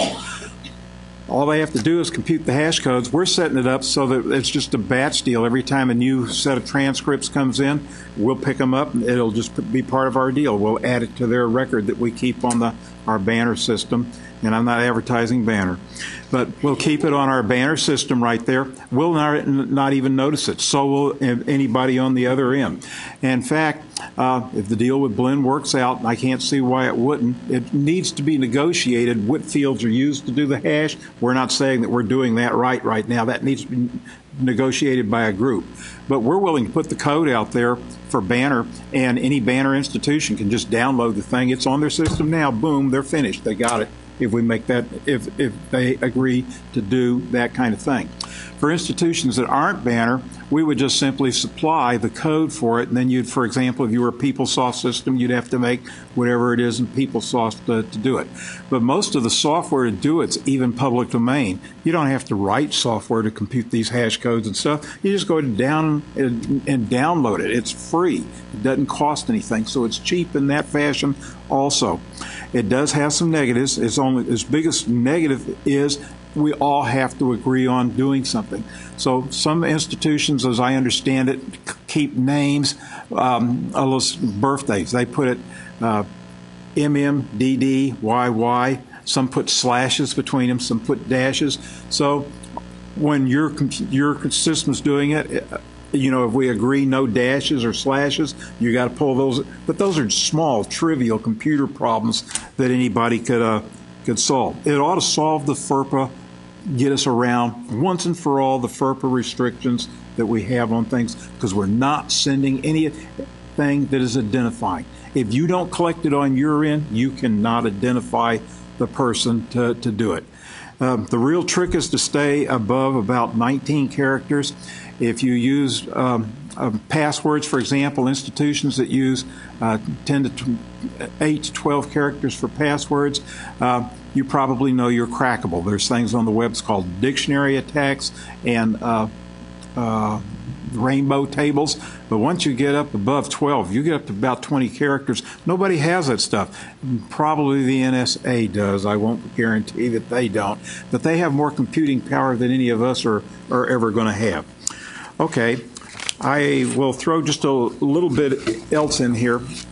I said there was 2 problems. One is the sending the transcripts in large groups for reverse transfer. We've cracked that for the 40 institutions that we're doing reverse transfer with. We're sending them the Social Security numbers. I'd be happy to provide more information, but we send them a deal that shows their transfer GPAs, the courses they had, not the courses, the GPA, the total hours they had. We give them the same information about Sam Houston. We have always included Sam Houston email addresses and the students' addresses. Unfortunately, Sam Houston is not as good as the other institutions in the state. The actual physical addresses we have on file are not usually accurate. I know that for the rest of you that's not a problem, but they're not for us. So that's why we use the Sam Houston student email address. Starting this next fall, based on feedback from our registrars, we collect we also collect, in addition to their address, we collect an email address off campus that the students like. We're going to start sticking that one in there. We will also start putting the PMIS number in for the ones that we have it, and we will also start sticking the hash number on the information that we make available. And with the rules that most of us have for our software systems that we're using, hopefully it will take the problem, for those that switch the hash at least, hopefully it will decimate the problem of the hours and lost time we currently have in identifying. If it went nationwide, it would probably do it. It should be something that could be done nationwide and really help out. I'd love to see that happen. Page 8 on your deal, since we were talking about hard numbers on the reverse transfer there, we send out every spring and fall transcripts. We typically send out about 3,000 transcripts in the fall and the spring semester. That would show you what the distribution is. It also shows you what some of the problems are. If you look on that first page there for Lone Star College System, LSCS, we send them 1,351 transcripts. That's a hard thing to do. That's really hitting them pretty hard when all they have to match with is a person's name and their birth date. We're asking a lot of them. It's been in the past hard for them. They've really improved their particular system to manage that, but it means hiring lots of extra employees typically to do it in their registrar or whatever office. That can be eliminated. If we use the hash, you ought to be able to do it very cheaply, this record matching, as opposed to other ways of doing it. It ought to really help a lot. I put some more stuff in there. I want to go back to one more page, one more time, and then I'll quit so you can go eat lunch early. Page 4 of my portion of the handout there. I said it hits 2 levels. Currently, we've cracked the one for a reverse transfer. All of the institutions, 40 plus of them there, they enjoy the benefits of working with us on that. Where they run into trouble, though, is individual transcripts. When we send individual transcripts, because we're a banner system, we go through the banner software to send them out. You can't send Social Security numbers. The only thing that you can send is the birth date, basically, in it to go on the EDI transcript. What we're going to pioneer here with Blinn is we will go ahead and calculate the hash. They're calculating the hash for the students on their side. We'll stick the hash in there, and the comment field is a fixed field with a format that they know. Once it goes across to them, they won't have to do anything special. They will just simply pick up the hash out of it, go directly to that record in their system. At least that's the plan. Since we do this nationwide on your email and everything every day, there's no reason this can't be made to work. We may have to be a little bit more careful about how we collect things. For example, a few colleges don't take the legal name necessarily and stick it in. They stick in what the kid wants to be called. So instead of Samuel, they put in Sammy. Everybody's going to have to go to the legal name. But again, I said we're just doing it to show it can be done. Well, we'd have to agree on what we wanted the fields of that hash to be. Questions I might be able to address? I'll go pretty quick. I teach, just to qualify my question, I teach communication, business communication at the grad level, managerial communication.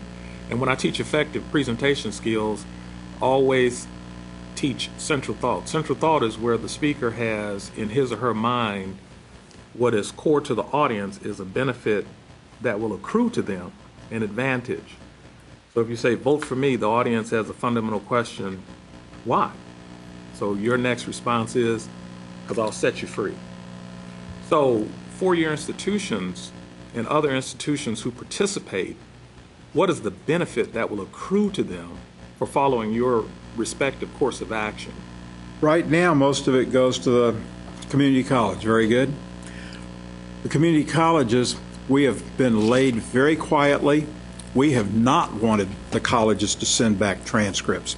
We have solved the problem that what Ms. O'Keefe referred to previously by supplying the colleges with a spreadsheet. And when we send things, they can mark things off. Now, some of the colleges don't want us to mark degree conferral, because what they do is they get an associate degree, but they want us to keep sending things because a little bit further down the line, instead of an associate of arts, they can now award an associate of science or make up some other degree deal. So they want us to keep sending them. Lone Star College, for example, would be amongst the group that would like us to stop sending them. If they send us back, they don't award 1,350 transcripts in one semester, but if they have the ability, if they were like our other institutions, Houston Community College System, San Jacinto, Lee, they get almost 100% of our filtered records, but it usually takes them 2 transmissions to do it.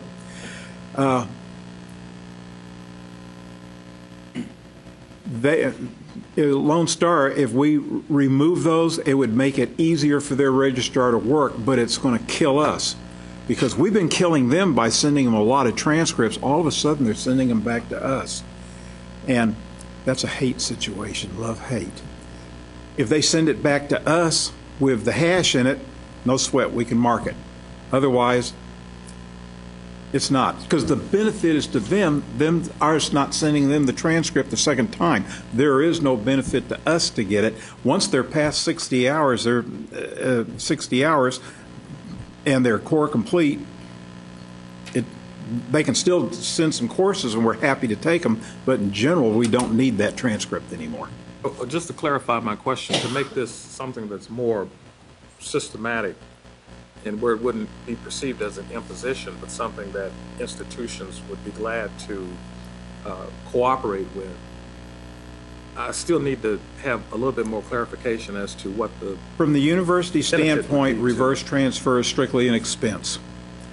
When I send it down there, I've had to have the personnel power and whatever, programs, whatever to do it. I get no benefit from it. My student gets a benefit from it, but that student doesn't recognize me. Who do they recognize? The person giving them the degree. That's just the way that is. Now if you turn around and send those back to me the other way, I'm taking a double whammy on the thing. But it's to our students' benefits, but we want to try and make it as cost effective as we can. Yes, ma'am. In answer to his questions, I think that the reverse transfer is a two-way street. We get the students earlier at the university, so we get the benefit. It's not, and we are basically giving back the community college something that they can count on, award a degree, and give recognition for the fact that the student started there. So there is the process of granting reverse transfer is a cost, but we do get the students earlier. They come to us earlier, so we're generating revenue because they're not at the community college. So it's kind of a balance of the cost benefit. We would view it just the opposite. We've run numbers on the success rate of students that transfer, and if they transfer with less than 20 hours, the success rate, being graduation rate, is dismal. Once they hit 30 hours, you can start to see, boy, the curve of the success rate starts to go up. If they hit 40 hours, they are almost guaranteed to graduate. So like we have $2 million set up in a fund for reverse transfer, not reverse transfer, for transfer student scholarships that are renewable for 1 year.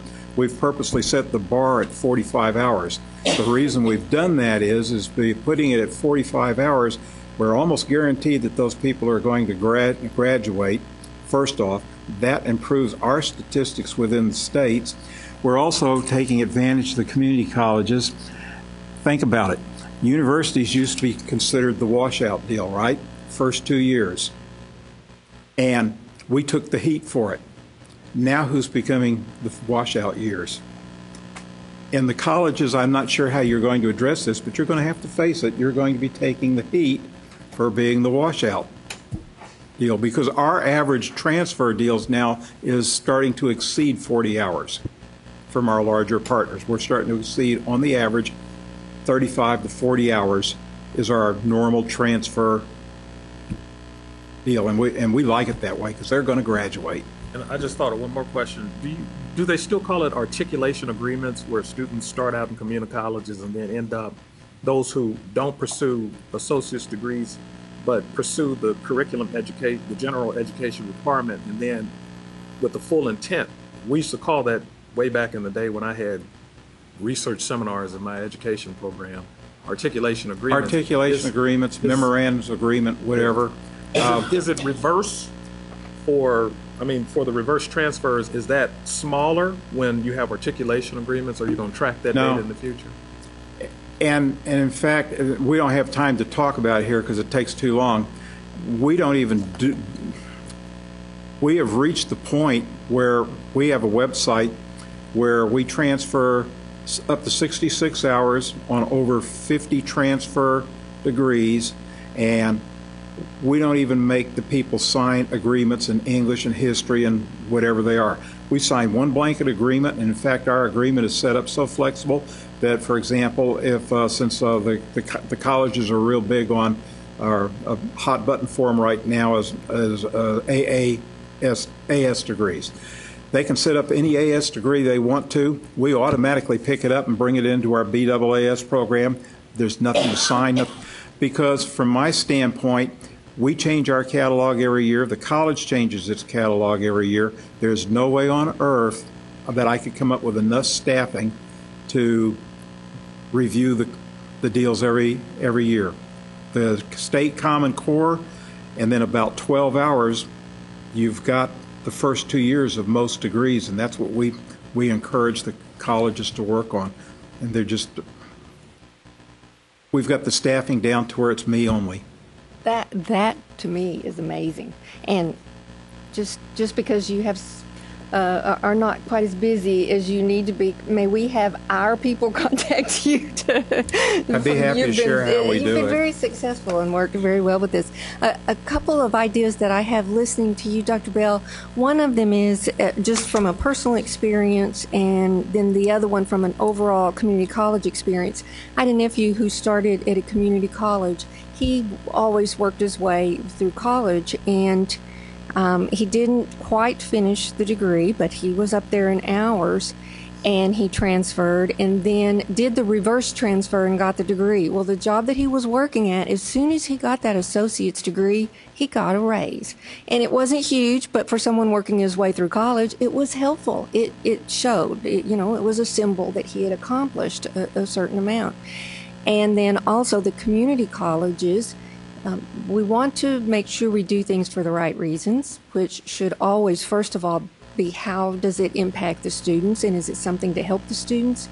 And I think that is why different things have been legislated, and the coordinating board has set certain rules. 10% of our funding is success funding, and the number of people who receive degrees from the institutions makes a difference in funding. So that reverse transfer, it's being a good partner with your community college and also hoping that they will send their transfer students who will be successful to you. And so in that way, it helps the students. That's at least how I have it. Does anybody else have ideas on that?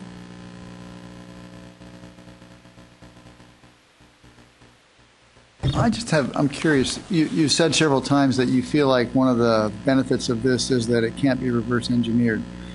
But it seems to me that for this to be in a large scale, let's say statewide, every institution would have to have the algorithm that could generate the same hashtag for the same individual. Is that right? And those algorithms can be downloaded freely at no expense. The software, not the algorithm, the software where you just run it. So if that's true, I understand how it is. It's just one of these computer science things that the web work right now is the fact that you can do that for your web browser probably hashes everything and encrypts it. If you're doing encrypting, the fact that you can do it for free. But owning the algorithm, having free access to the algorithm, doesn't mean that you can decode? No, everybody has free access to the algorithm. but it only encodes, it does not decode. It's one directional deal, the hash. Now for a digital signature, then that's where you're using you can do it with symmetric keys and public key cryptography. You're mostly using public key cryptography. You encrypt it typically with the private key, then anybody out there with the public key can decrypt it. Or you can encrypt with the public key, but if you do that, only the private key can decrypt it so that nobody else can get to it. The web, as we know it today, is absolutely dependent on that principle.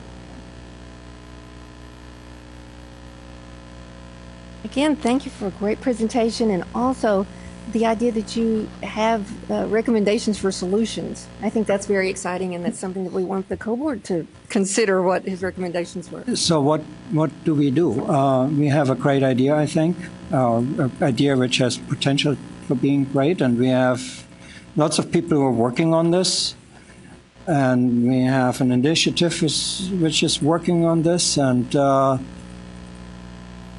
how can we help to go forward? I think it's an issue. What we heard today was great, and I think pending the outcome, because the pragmatic business leaders who run these public and private institutions, called presidents and provosts and directors and deans, they're going to have to see some numbers. And if they can see aggregate numbers, I think that will help sell. And then also, Dr. Smith, your point about what's good for the students, I think, is the benefit that accrues, because your audience is always asking that question, why? Why should I follow your course of action? Why should I advocate that which you advocate?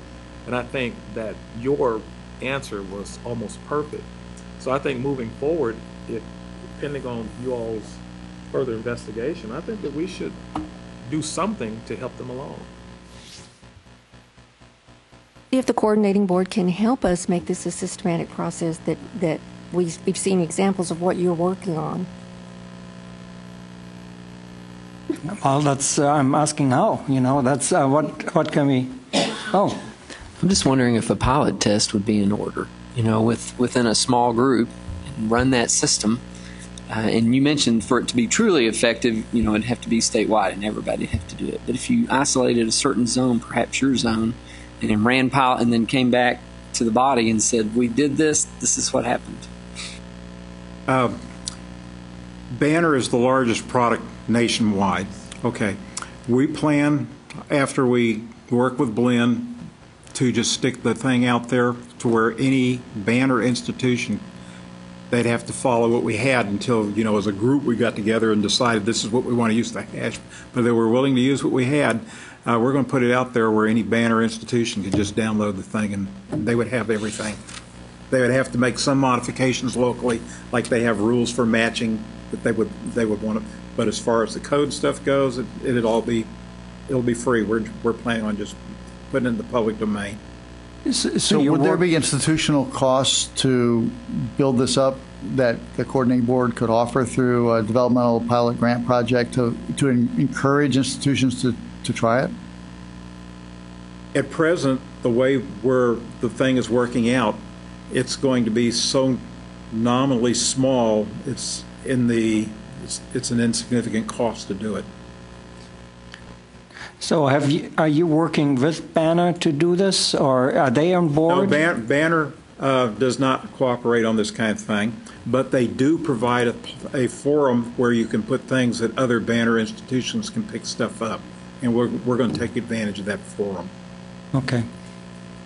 How does this work? I mean, and I know, Lynette, you provided this presentation on some of your initiatives, and then, David, you've done what you're doing. Are there any links here? I mean, are we looking at possibilities? Are we considering, because you're looking at the national, was the NSC or NCS and Speedy, and then you're offering another alternative. Are we looking at three alternatives here, or are there some linkage in this?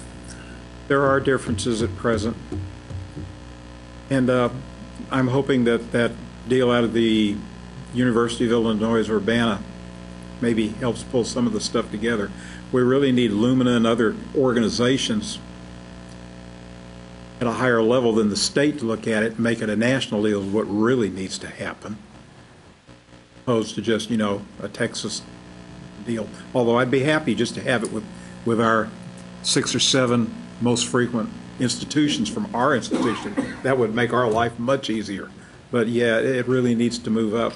And this seemed to be as high a level as I could think of to get to within the state. How long's your trial with Blinn? Have you started that already? We hope to go live at the end of this this month or next month. Within the next 30 to 45 days, we expect to go live. So you should have some data by our next meeting then. Yeah, you'll meet once every 3 months. We would have data. Might be well, as you mentioned, the pilot is to get the results from the pilot and then discuss ways ahead in the next one. Do you need a motion or what you need for that? I think we can have consensus rather than a motion because we're discussing reverse transfer. Yeah, we don't need a motion, a formalized motion. I mean, if that is something you're interested in to hear, we can continue doing that. We can also try to get interest at other places. That's what I'm asking. What can we do to? There seem to be two strands. One is a local pilot project between 2 institutions in Texas, and the other one is people who are interested at the national scale, and so that may come together at some point, and maybe we can facilitate that or help with that. We are trying one other avenue. The people in charge of data processing centers, I think it's called TCC, they have 2 meetings a year, and they have one coming up this summer. We've applied to do a paper for them, and for technical people, this is probably a slam dunk. So we're hoping that we can get more banner institutions. After we talk, it's mostly the chief software people of the institutions that meet at this strictly a technical conference. We're going to try this. I consider the political route. We'll try the technical route in parallel. And can I propose then, from a consensus perspective, that we see the results of both initiatives, because both initiatives are ongoing as they are. Sounds like Dr. Burris's initiative is one piece of the puzzle that you're looking at in Lone Star. We take a look at, I guess, our next meeting and see the progress of that and make some decisions at that point. That sounds like it's an ongoing effort. Okay, I'll stay in touch and we see how it goes. And what Lynette's doing is a much higher level, really, than I'm just a small piece of the deal. Yes, but I think this is helpful to us, hearing both of these perspectives, and it also might be helpful to have you in an advisory board capacity with Lynette's group. So I think, as many ideas as we can get working together absolutely will help our state and help our students. That's one of the things I was going to suggest is, since you're already an expert, Dr. Burris and Dr. O'Keefe, I think a panel of experts, maybe 3, that you could probably involve in the process would also give immediate, instantaneous credibility to whatever data outcomes that you produce. And I think we should not drag this out, because it'll be more than a year. So I think that we should probably be ready to make some kind of meaningful decision at the next meeting. Did you mention that you needed some standardization of the fields in the way... Agreement? Yeah. We're doing a proof of project, but some schools are going to say, no, we only want to use first names in the uppercase. Others are going to say we want the first letter in the uppercase, then lowercase. We just got to get everybody to agree. Because like if you have one uppercase and one lowercase, you saw what one letter did that as. Yeah. We've all got to use exactly the same format. But that's my point. Yeah. I want to interject. One of the books that everybody in this room has read probably more than once is The Taxonomy of Educational Objectives. Benjamin Bloom and Catherall and all those, they got together in conference and look at what they achieved by establishing these domains, knowledge, comprehension, and so on and so forth. So I think a panel of experts, and if you guys come together, I think it would be easier if you guys agreed in advance as to what you think the critical hashtag codes and critical information to be supplied in these communications. And then when you come here, you'd be loaded for bear. Because what will happen is you end up having to go to TACRO or someplace else to get an agreement that, you know, our recommendation that comes from here to get everybody to do the same thing. I mean, because you're not just talking about your group, you know, it's you have 38 public institutions plus the community colleges, and if this is going to work like everybody thinks, has the potential to work, there needs to be some standardization of that hashtag, and probably one route to do it is come here and try to figure out if we can standardize it and work with TACRO to get the changes into their systems of not using slashes between the dates or creating a standard on how you want it to do. A beauty of it as it currently stands is they can leave their systems exactly the way they are. One with slash, others with dashes. Another word, and it don't matter. The computer code can eliminate that difference between them. Okay. Okay. It's one of the beauties of this particular approach. So, My understanding, though, it's only Banner, right? We will provide the code that we use to anybody. But yes, we can only write it for Banner because that's just, we're not going to write it for PeopleSoft and all the others. No, that's fine. But it shouldn't be a big deal on any of these systems to do it. What we're doing fits into a database real easily, and that's what all these systems are essentially, is just big database products. I think we do have consensus that we want to bring this forward and hear results, but we do need to make specific recommendations then to the coordinating board to say we believe we need your help in this way. So I think we should get it on the next agenda as a voting item. Everybody do as much as we can before then to gather the results of this information. I don't know, maybe we want a subcommittee. Does the coordinating board hate subcommittees?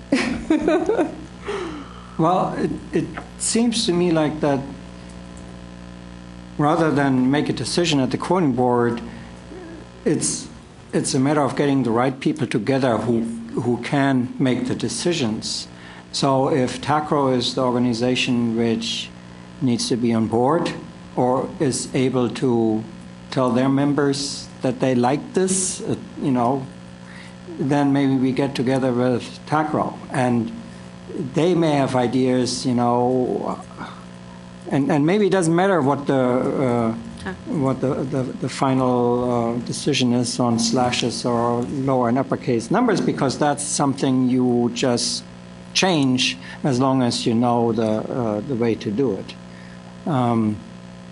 because every system will do it its own way and spits out the information, and then you just have to format it to the hash coding. I think it's more an issue that people agree to use it because it's useful to them. And so I think we should find, a pilot project is excellent because you can demonstrate it's not only theory, and then bring the people together who get excited about it because it saves them a whole lot of effort. And so I think that's how we probably should go forward with the next meeting, seeing what happens, what we get, and then deciding on who to bring in to work with. A systematic process will be helpful to all of us if we can. And if I could add, just as a cautionary note, we've heard a lot about the benefits. I don't know if there are any risks, but that might be part of the discussion as well, or part of what comes out of the pilot. I don't know enough to even ask the question, but to me it seems as though there's always a potential risk, and I think we ought to know what those are as well. Okay, so we're going to take a brief break for lunch now? Yes, according to plan. Okay. And then we can, if you feel like you need a whole hour, we can do that. If you don't, we can say we're going to reconvene a little bit sooner. 3 minutes. Well, let's do 45 minutes. Okay, so we're going to do 45 minutes, and then we'll resume our discussions. But we can also have our discussions informally with lunch, too, and then bring it back to the full table. Thank you.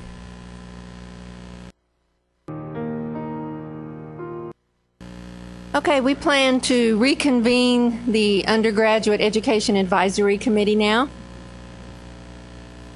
So I'd like to thank the coordinating board for making sure we have some lunch, and we'll move forward.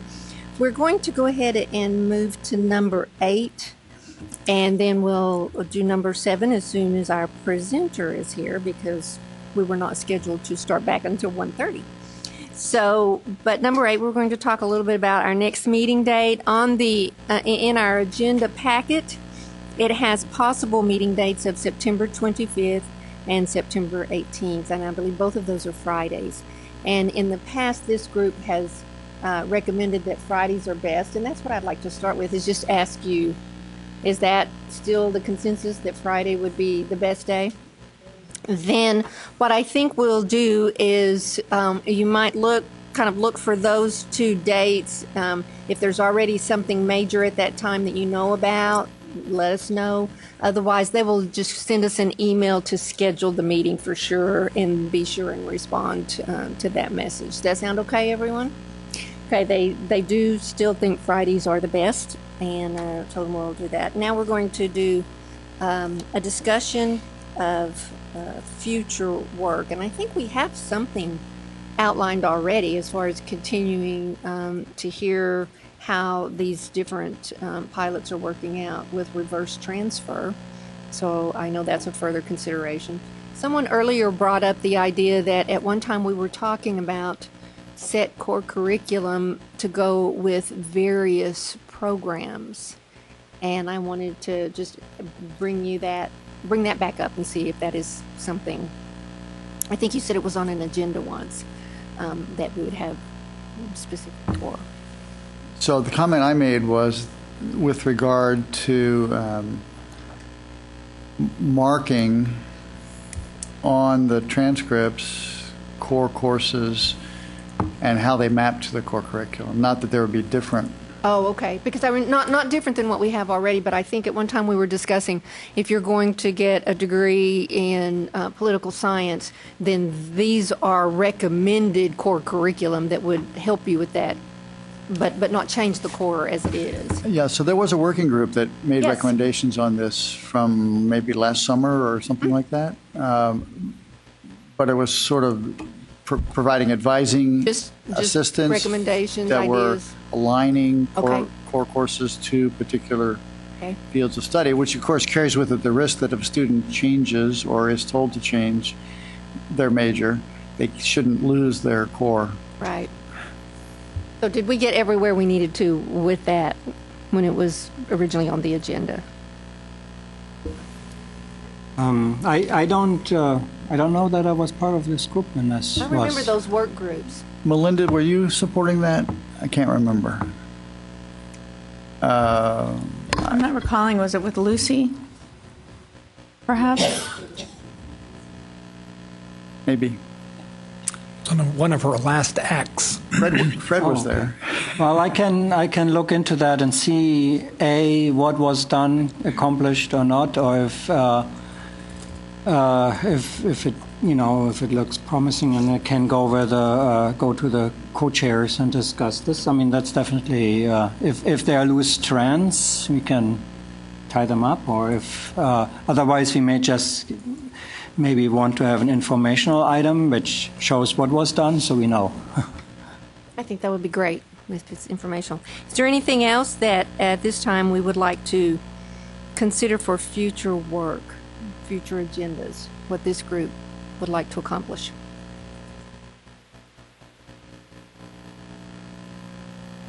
The potential of that combined meeting, I think, with the technology group. So you would be interested Yes. in that? Okay. Yeah.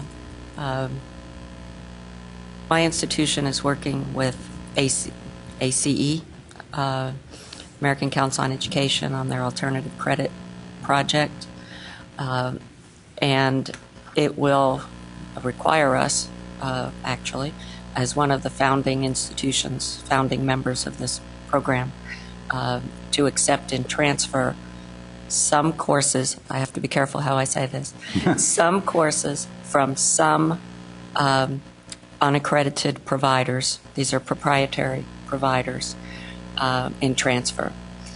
And if you go to the American Council on Education website, you'll see the information about this alternative credit project. And I'm going to be briefing the CAOs at the meeting, I guess it is next week, about what the project is and what it is not, to make certain. But the American Council on Education has, and for those of you who may not be aware, that's the group that reviews all of the transcripts that you get for military credit. So you're probably familiar with them. They also do a review of coursework from, again, some non-accredited institutions.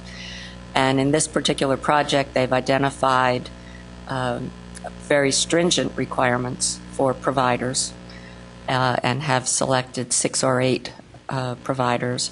And then those providers are putting forth courses.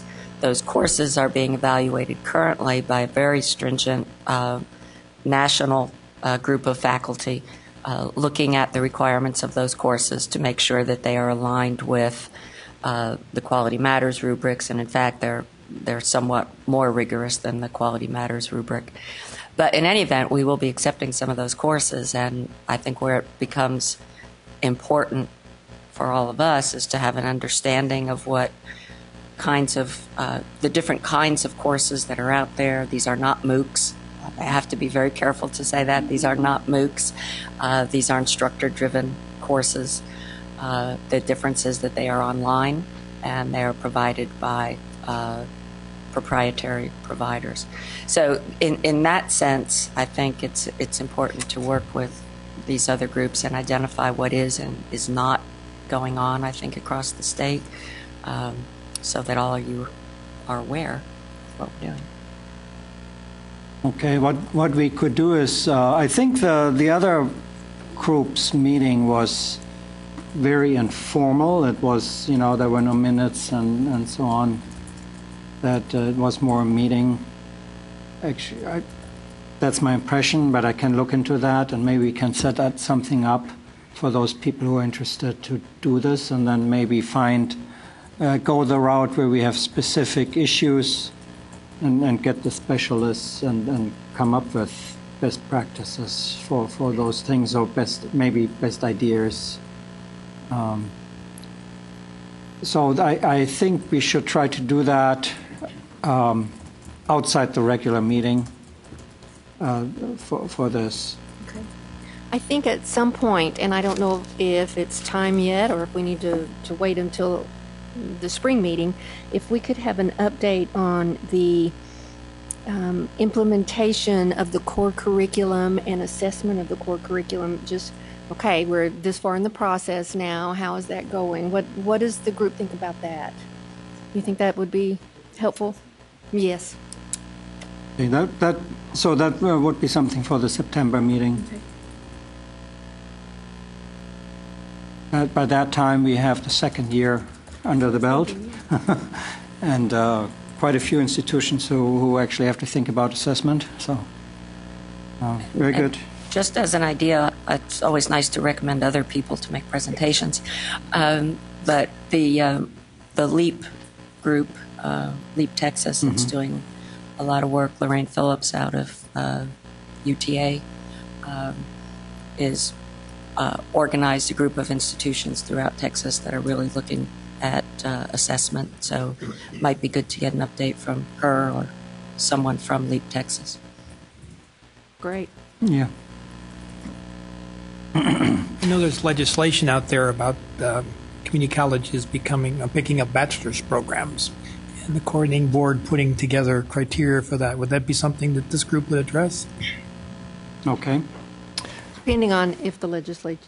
Well, if the legislature passes, but it would be a good time in September to know. Okay, this is. Speaking of Rex, that might be something Rex might be able to address for us. What a timely arrival. Timing is everything, I guess. Okay, so what is it we'd like me to address? I missed that. I'm they sorry. were asking about the bill that's in the legislature right now for colleges, two-year colleges, to possibly offer a limited amount of baccalaureate degrees, and what your thought is on that. Well, the legislation has not been heard in committee yet.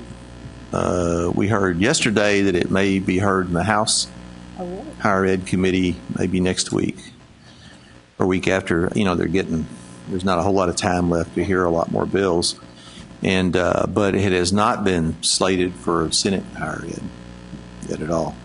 The basic guidelines behind it, and this, I don't know if y'all know this, but it came out of a RAND study. There was legislation a couple of years ago from Senator Ellis that would have allowed baccalaureate degrees for community colleges. And at that time, the compromise position was, well, let's not do that and let's have this study.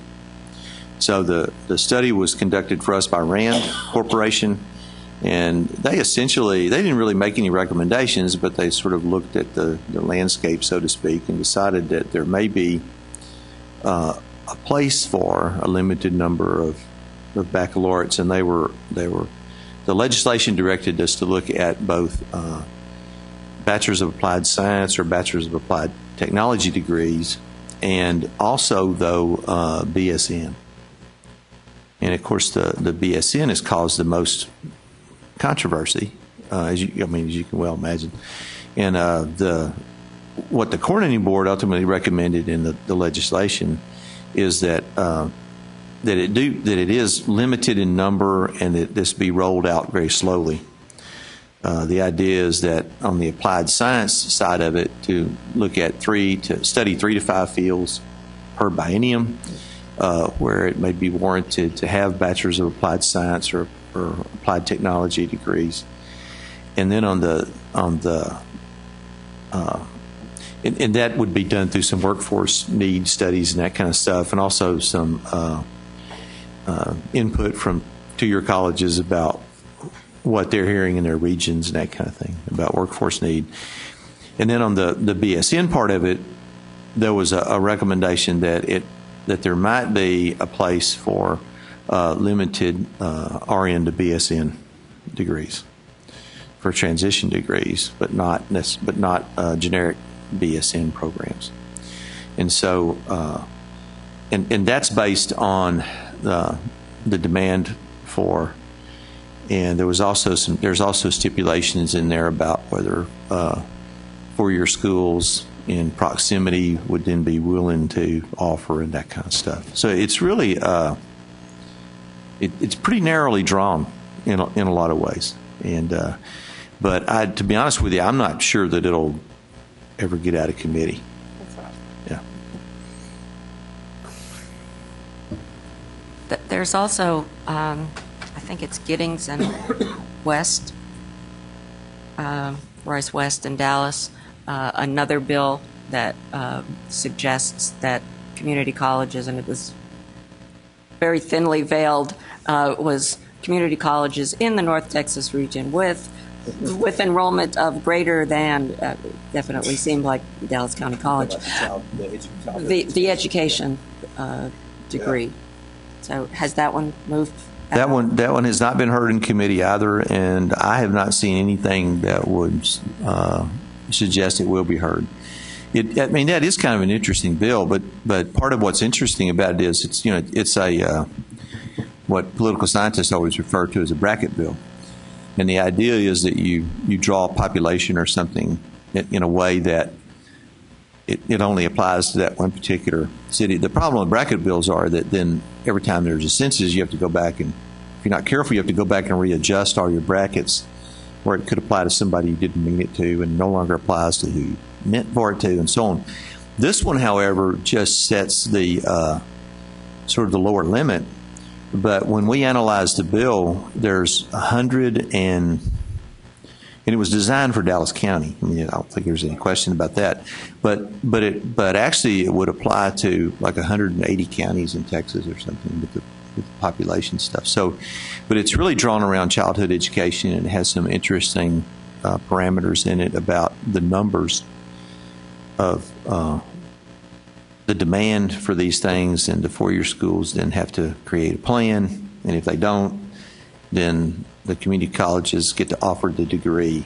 One of the questions it raised for me is the certification aspect of it, because it's apparently designed to not only certify or not only train preschool teachers, which is what it starts off with, but it also looks to me as though it's designed to also wind up with certified teachers for what is that, K through 6 or now, I think. And so, I mean, which then raises for me questions about, well, what about a EPP and how do you handle all of that? So that's a real interesting piece of legislation, but like I said, I have not seen anything that would indicate it's going to be heard. So, but you never know. So, and there's if you're talking about those, there's another one that would also allow a dental hygiene program at Tyler Junior College. It's sort of written in the same manner. A baccalaureate degree in dental hygiene. Thank you. Did you have anything else since we got our surprise visit? Thank you. And next on the agenda then we have the Higher Education Strategic Plan. I know the coordinating board's been working on this, and Mary Smith will be presenting to us. Thank you. Yeah, and the reason that we asked Dr. Smith to come talk to us because, closing the gap is going away and soon, and by next fall we have the new plan, and our agency is interested in getting feedback. It's still an ongoing process, and so I thought it would be good if we hear what has been thought so far, and so you can also go home and tell people that if they have something to contribute and say, please do so. Well, thank you. I appreciate being here. I'm Mary Smith. I am technically the Assistant Deputy Commissioner for Academic Planning and Policy, but right now I'm also acting in the role of Interim Assistant Commissioner for College Readiness and Success. So I've been involved in this plan development for it started about a year ago. So I'm just going to start off just very briefly giving you a little bit of information about the development of the plan. So, as you know, the coordinating board has been working on developing the next long-range higher education plan for the state, subsequent to our current plan, Closing the Gaps, by 2015, which of course is coming to a close at the end of this year. It's been a very successful plan for the state of Texas for the last 15 years. It was created in 2000, and it addresses the needs of the state and has addressed the needs of the state since 2000. What's happened is that the Texas Higher Education Strategic Planning Committee has been formed, and that is the advisory committee that's been charged with developing the new plan, or at least recommending one to the coordinating board. The members of the committee are individuals from distinguished higher education institutions in the state and successful business organizations in Texas. They were nominated after a statewide recruitment effort by the coordinating board, and then their nomination materials were essentially reviewed, and then they were selected and appointed to membership on the committee. They've been working on the plan since March of last year, and really Texas needs a new plan by the middle of this next year. Of actually this year that we're in now, 2015. The committee has been meeting monthly, and these meetings have incorporated expert testimony from experts across the state and in the nation, and actually even international folks that we had beam in a gentleman from Paris from the OECD. The group will continue to meet monthly into July, when they are expected to actually recommend their plan to the coordinating board formally at the board meeting on July the 23rd. So as you can see from this graphic here, the strategic plan that's being developed is a student-focused plan that has 4 goals.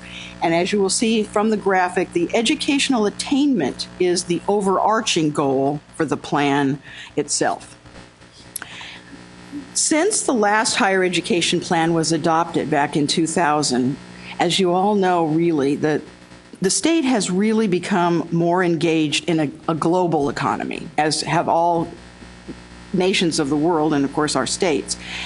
We're becoming more and more dependent upon a skilled and knowledgeable workforce.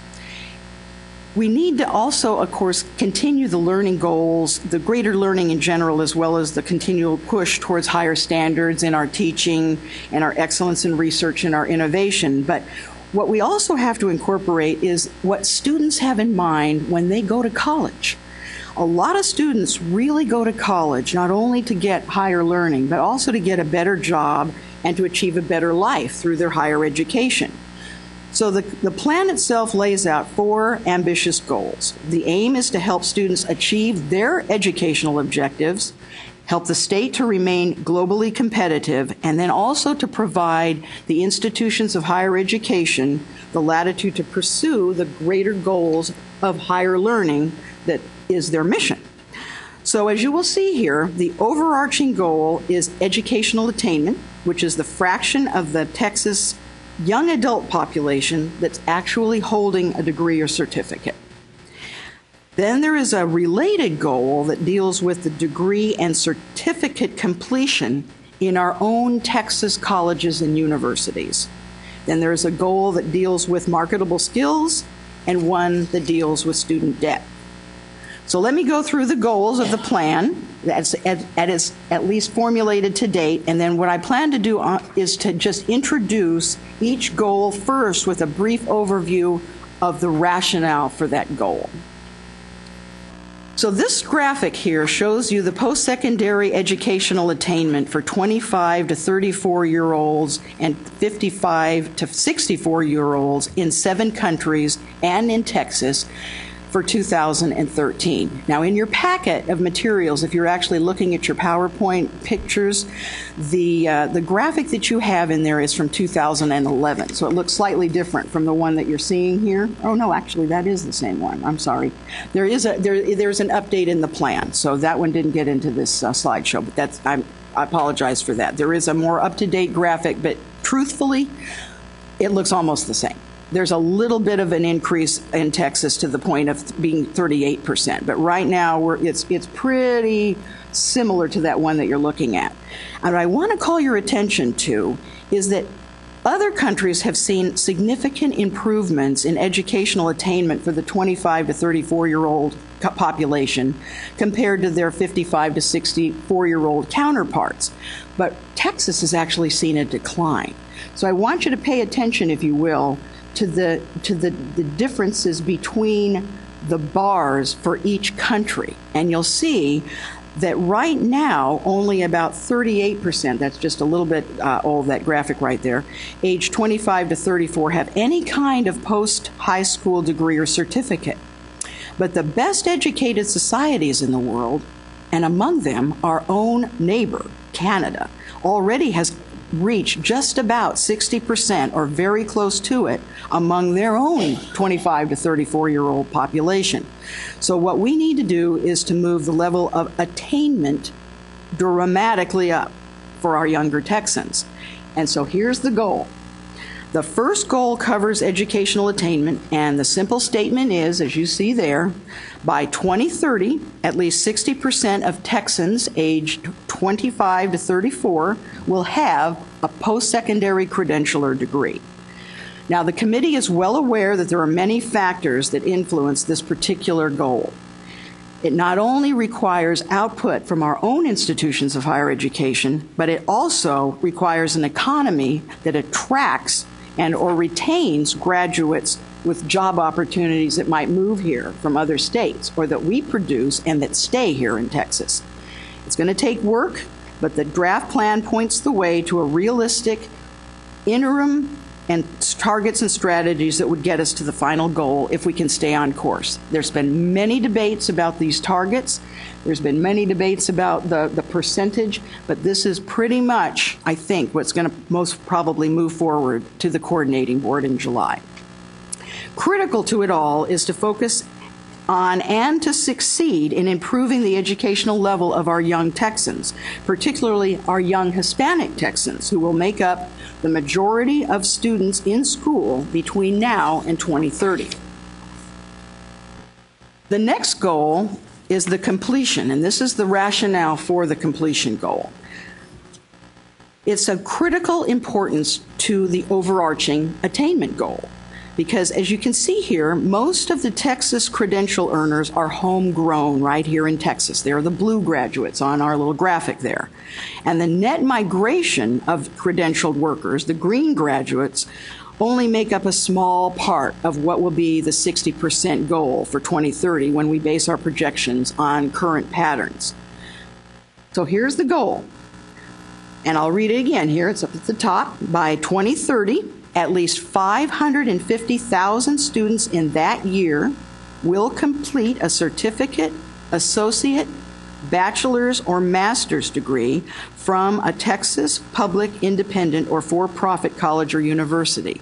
And I wanted to call your attention just briefly to the inclusion now of the master's degree. As you might remember in the Closing the Gaps, it was really more focused on undergraduate, and we were counting, and we had some goals, but nevertheless, this is actually in the goal itself. And you want to think about these, we think of goals, and we think of targets towards those goals, how we're accomplishing them, and we're working on, or I should say the committee and the staff, the coordinating board that's supporting that committee, are working on developing realistic targets by specific dates along the road to 2030. Educational achievement in 2-year and 4-year post-high school programs is a primary concern.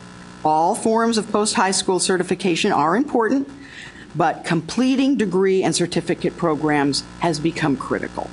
And as we all know, or I think many of us know, data from the Bureau of Labor Statistics really makes it clear that students really don't get that much of an economic lift unless they complete a degree or certificate. So completion is for the student, it's him, her, herself. It's also critical for the workforce needs of our state by 2030. And so the plan, if you were really to look at the targets so far, the targets are 376,000 degrees in 2020 and certificates in 2020, 455,000 in 2025, all with the intention of hitting the magic 550,000 completions by 2030. So essentially, we are in the market of doubling production between now and 2030, and that's what the goal is. The next goal, as you probably can guess, has to do with the marketable skills of those graduates, and this is essentially the rationale for that goal. Lots of recent news articles that we've seen, these are just some of the examples, that our employers have been expressing their need for graduates with skills that can be applied directly and immediately to jobs. And students are already acquiring a lot of marketable skills through their higher education experience, as we all know, excepting that they might not be actually conveying their abilities in their job applications and in their interviews. So the third goal is about marketable skills, and here's the statement. By 2030, all graduates from Texas public institutions of higher education will have completed programs with identified marketable skills. The goal is essentially a practical way to bridge the perceived gap between graduate ability and workforce demands.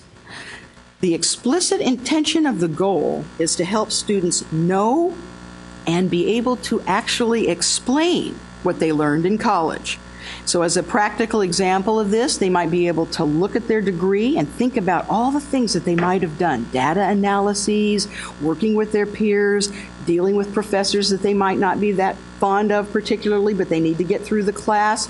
All these kinds of things are actually skills that they're developing, but they have to be able to match their skills to potential job postings that they might see online or in the newspaper or wherever.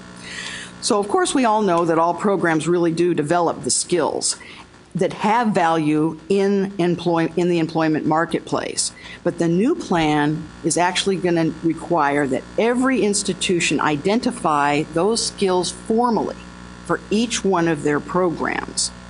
So the plan is going to call for all undergraduate institutions in Texas to also think more explicitly about how it can better prepare its graduates to succeed in the world of work.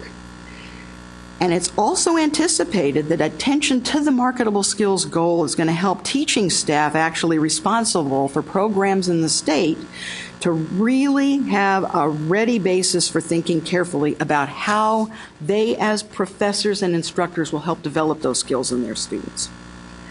So this is probably one of the more controversial goals. Honestly, it's not in the plan that we've been working with for the last 15 years. So to help, we have to really have an understanding of the actual definition for what marketable skills are. So there's the definition there that we're going to include in the plan itself. And essentially, as you can imagine, it's essentially transferable skills and soft skills. And graduates, they don't really just need to be able to do one thing and then stay with that one thing for 40 years. Essentially, they need to learn how to be flexible and how to learn something and apply it in a new situation. So there are some examples that might include critical thinking or solving complex problems or ethical judgment or synthesizing material and then applying it in another place.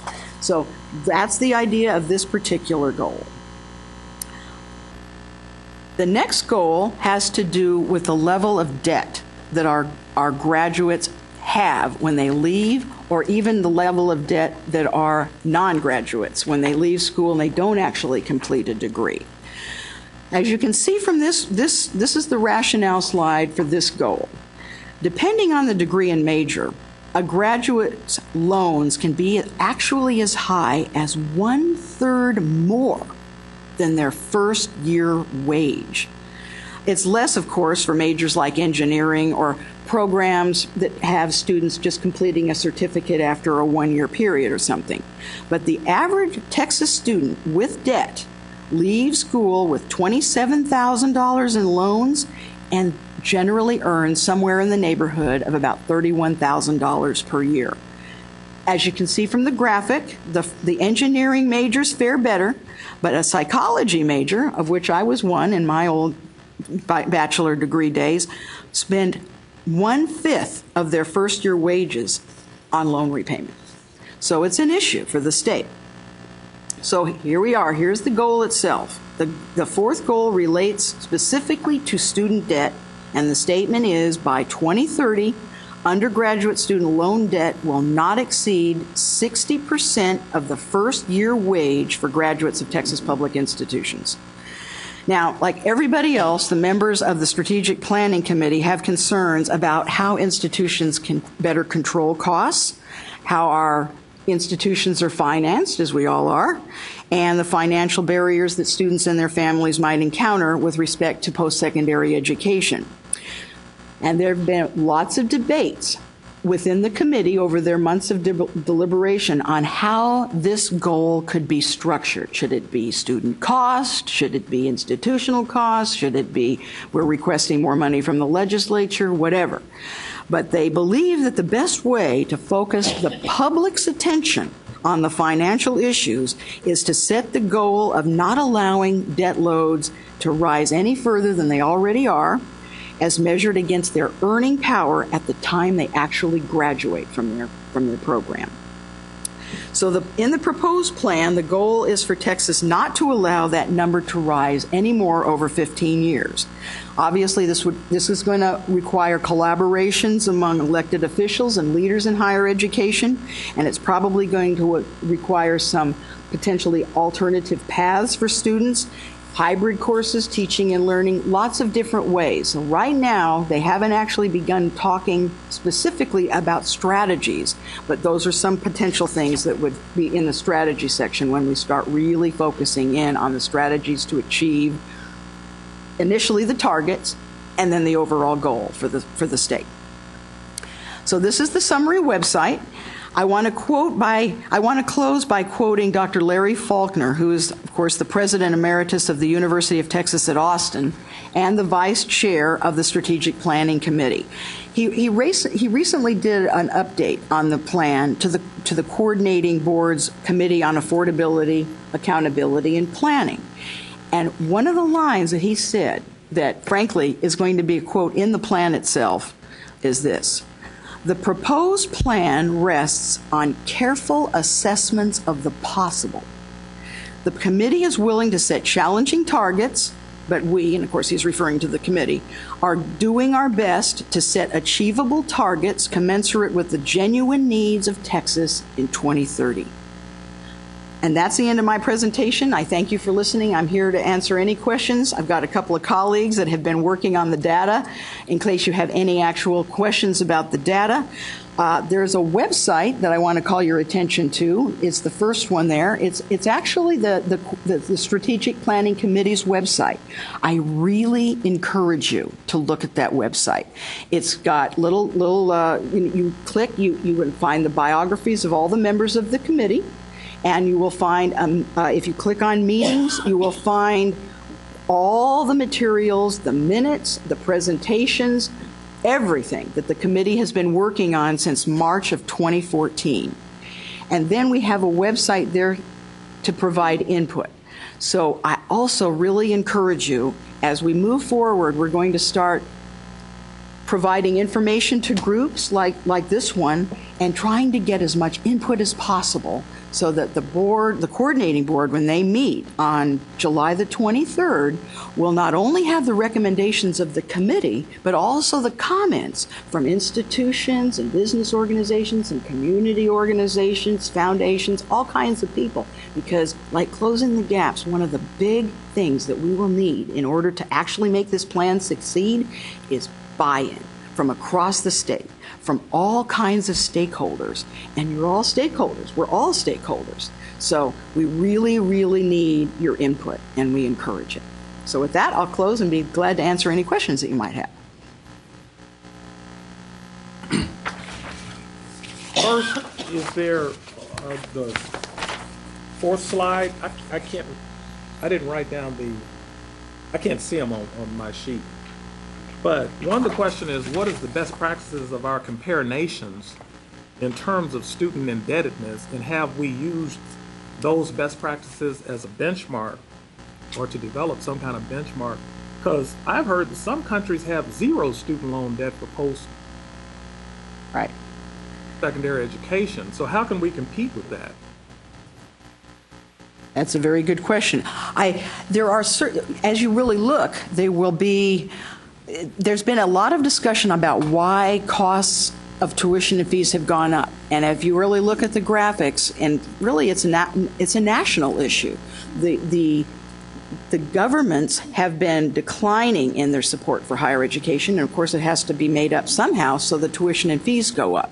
So there's been a lot of discussion about whether or not we should be comparing ourselves, what countries we should be comparing ourselves to. And that's a very good point. We need to really kind of focus on potentially those nations that have a similar type of economic system. There was one very interesting, and I frankly encourage you to really look at it. It was the OECD presentation about Germany. And but a lot of folks talk about Germany, and we should become like Germany. But really, it's a completely different economic system. So, good point. And then finally, my next to the last, well, I guess I can make this my last question. I see, I'm not trying to be critical. Well, let me stop. I am being critical. I think that there's goal incongruity.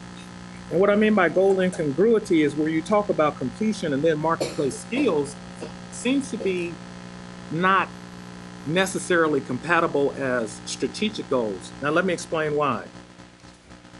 I was lucky enough to have a degree in English literature. I can see having an MBA, bachelor's degree in English literature, and a PhD, how Shakespeare's Macbeth informs strategy. I can see how Romeo and Juliet, how Romeo was engaging in direct marketing of his personal brand, right? So you can do the translation, but what I don't see is how targeting specific degrees and associating the degrees with the outcome would wow someone who loves art history to major in business, because business is more. So what I'm saying, no, let me finish. My point is, if you're going to have this number of students who is going to get post-secondary credentials. 550,000, what it suggests to me is that the strategy is to create a renaissance of learning in degree completion. But then to have a specificity of degrees associated with marketable skills, to me seems incongruent in terms of the big strategy. Yes, I'm gonna defer that to our Deputy Commissioner, David Gardner. Yes. I came down here because I heard this discussion.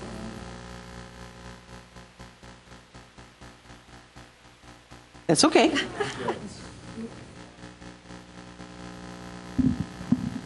Thanks. So, many of us are liberal arts majors. I'm a liberal arts major. I believe and that there, number one, higher education is not all about jobs, but as soon as you have a reasonable expectation of getting a good job. I personally have been concerned that given a lot of the discussion going on in society the last 5 years is there's a good segment of society believes that a degree should equal a job, one-to-one match. I don't believe that. I don't think, in fact, Jeff Stroll from Georgetown, when he came, we talked to him beforehand, and he did a good job of pointing out that one of the strengths in the U.S. is we don't have that mentality in terms of higher ed. That part of what we do is we want to develop people who, and Mary mentioned this, are flexible as they go forward in society and can learn new things. Now, one thing that we typically mention is industry has been saying for 3 decades that the 3 things they want the most out of graduates is people who have critical thinking skills, students who communicate well, and people who can work and play well with each other, essentially. I personally believe that if you compare your average, or who's an engineer here? Okay, so I'm sorry. So I think if you compare your average art history major with your average engineering major, the art history major probably has those 3 skills developed to a greater extent. But they would never think of these as marketable skills. You see where I'm heading? I think they're skills that they are not aware they have. On the other hand, engineers have elements that they learn that everyone would clearly understand is marketable, right? That's evident. When I was at A&M, the engineering school, the students in engineering were regularly flunking technical writing as offered by the English department. The answer was to take it out of the English department and have the engineers teach technical writing. The engineering dean told me that their only complaint about their graduates was the average one, not all, but the average could not write a memo that other people could understand, including other engineers. So part of this is all about, number one, we think every student has marketable skills, and we want to help them understand what they are in an earlier process, in an earlier stage. There's some things, these things I just mentioned, they won't necessarily realize they have and how they can utilize them in a job search. But there are things that are also taken for granted that, frankly, 8th graders might have, but are developed further in certain classes, such as PowerPoint. We've heard from American Institutes for Research that the industry really wants people who have good PowerPoint skills, students who have good Excel skills. Some things like this that are actually sort of incidental to many of the classes they take, but they would not think necessarily of putting them on their resume or going forward. There's also the reality that here in Austin, for example, the business school has some certificates for various areas of business that, in fact, a lot of the Plan 2 students may choose to take to complement their education. I just had lunch about 2 months ago with a Plan 2 graduate who also had a degree in art history, and she had one of these certificates from the business school. We think that we just need to do a bit more active job of thinking about what that student's going to do when they leave. And I think a lot of schools do this already, and Mary didn't mention. And then I talk a lot. And I just discovered that I can't say the school, but one of our institutions, let's see if we have anyone from that institution, has in their new QEP, which they haven't announced, they actually are talking about this very same thing in their own QEP in terms of needing to make this connection. Everyone here through SACS has to do things about the marketplace, right? We just want to do it in a more focused way and to help the students. Can I just clarify my point? When I talk about goal incongruity, I'm talking straight out of principles of management. That the strategic goals are the goals of the entire organization. It's who's at the wheel, and this wheel is steering the organization in some direction in the future. Then goals are broken down into tactical and then operational level goals. And in principles of management, they have a concept called hierarchy of goals. Strategy may come from the top, but it's achieved from the bottom up. So if you're a McDonald's restaurant owner and you want to achieve an increase in your sales, and what you do is you have to make sure that everybody from the top to the bottom knows, but then you have to monitor and reinforce the behavior of the people at the bottom. So what I mean by goal incongruity is that certain majors you already know are associated with a smaller level of income than certain majors, which are associated with higher level incomes. But you have to take in consideration the people who have a love for a specific area of knowledge and they want to pursue wisdom. In the Greek, the word philosophy literally means the love of wisdom. So a person who is a serious seeker of wisdom in a specific area, it's going to be hard to convince someone who loves English, who wants to read Gerard Manley Hopkins, to switch majors to engineering. And then I'm sorry, you haven't understood it all. Nobody wants anyone to switch majors. We still want that student to major. Let me finish. I'm going to be real quick. The thing is, when you plan debt into one of the main goals, and you say that it's different than having zero debt as opposed to have not more than 60% of your income, you're still planning servitude into the model. And the servitude means that you're going to have to service the debt by acquiring some type of degree program, whether it be English or history or engineering or business. So from the bottom up, this is a conversation that parents are having with their children in terms of the majors that they declare. So my point is, in order to have congruency of all of the four major strategic goals, you have to understand that the strategy that comes from the top to the bottom, now from the bottom up, how do we determine whether or not there's going to be buy-in to this renaissance of activity to create 550,000? I assure you I understand this. I've been doing planning for 30 years. I've taught it at the university as recently as 2 years ago at UT Austin. I understand these factors. I also understand state planning, where you're working across multiple institutions, and I know that institutions are, this is a different type of plan than you typically create. It doesn't look like an institutional plan. As a coordinating board, what we have to do is to really address things that the state overall wouldn't necessarily be addressing. Now, the point in terms of the debt goal is this. There's several, actually. Mary mentioned that some people were concerned about, institutions aren't getting enough funding. The funding per FTE isn't what you'd like it to be. We don't have enough need-based aid. Right now, we have, virtually every state, not every state, but most states, we have a formula-based system, so you generate money at this sector, then over here, capital budgets are dealt with totally separately. So that's all about TRBs. Will the state ever, pony up money for that? Some systems have more money for that than others. Financial aid is considered somewhere yet differently. Tuition fees is somewhere else. The key goal, Mary didn't mention, a strategy for this year, and we don't anticipate we're going to come out with a perfect solution, is and actually to work with other states is a better way of thinking about how to fund higher education, where all these things are considered rather than things that have to sort of be lobbied for separately. I think it's going to be very helpful. I doubt that we're going to get the perfect answer, but I think it may inform what we're doing and to move forward.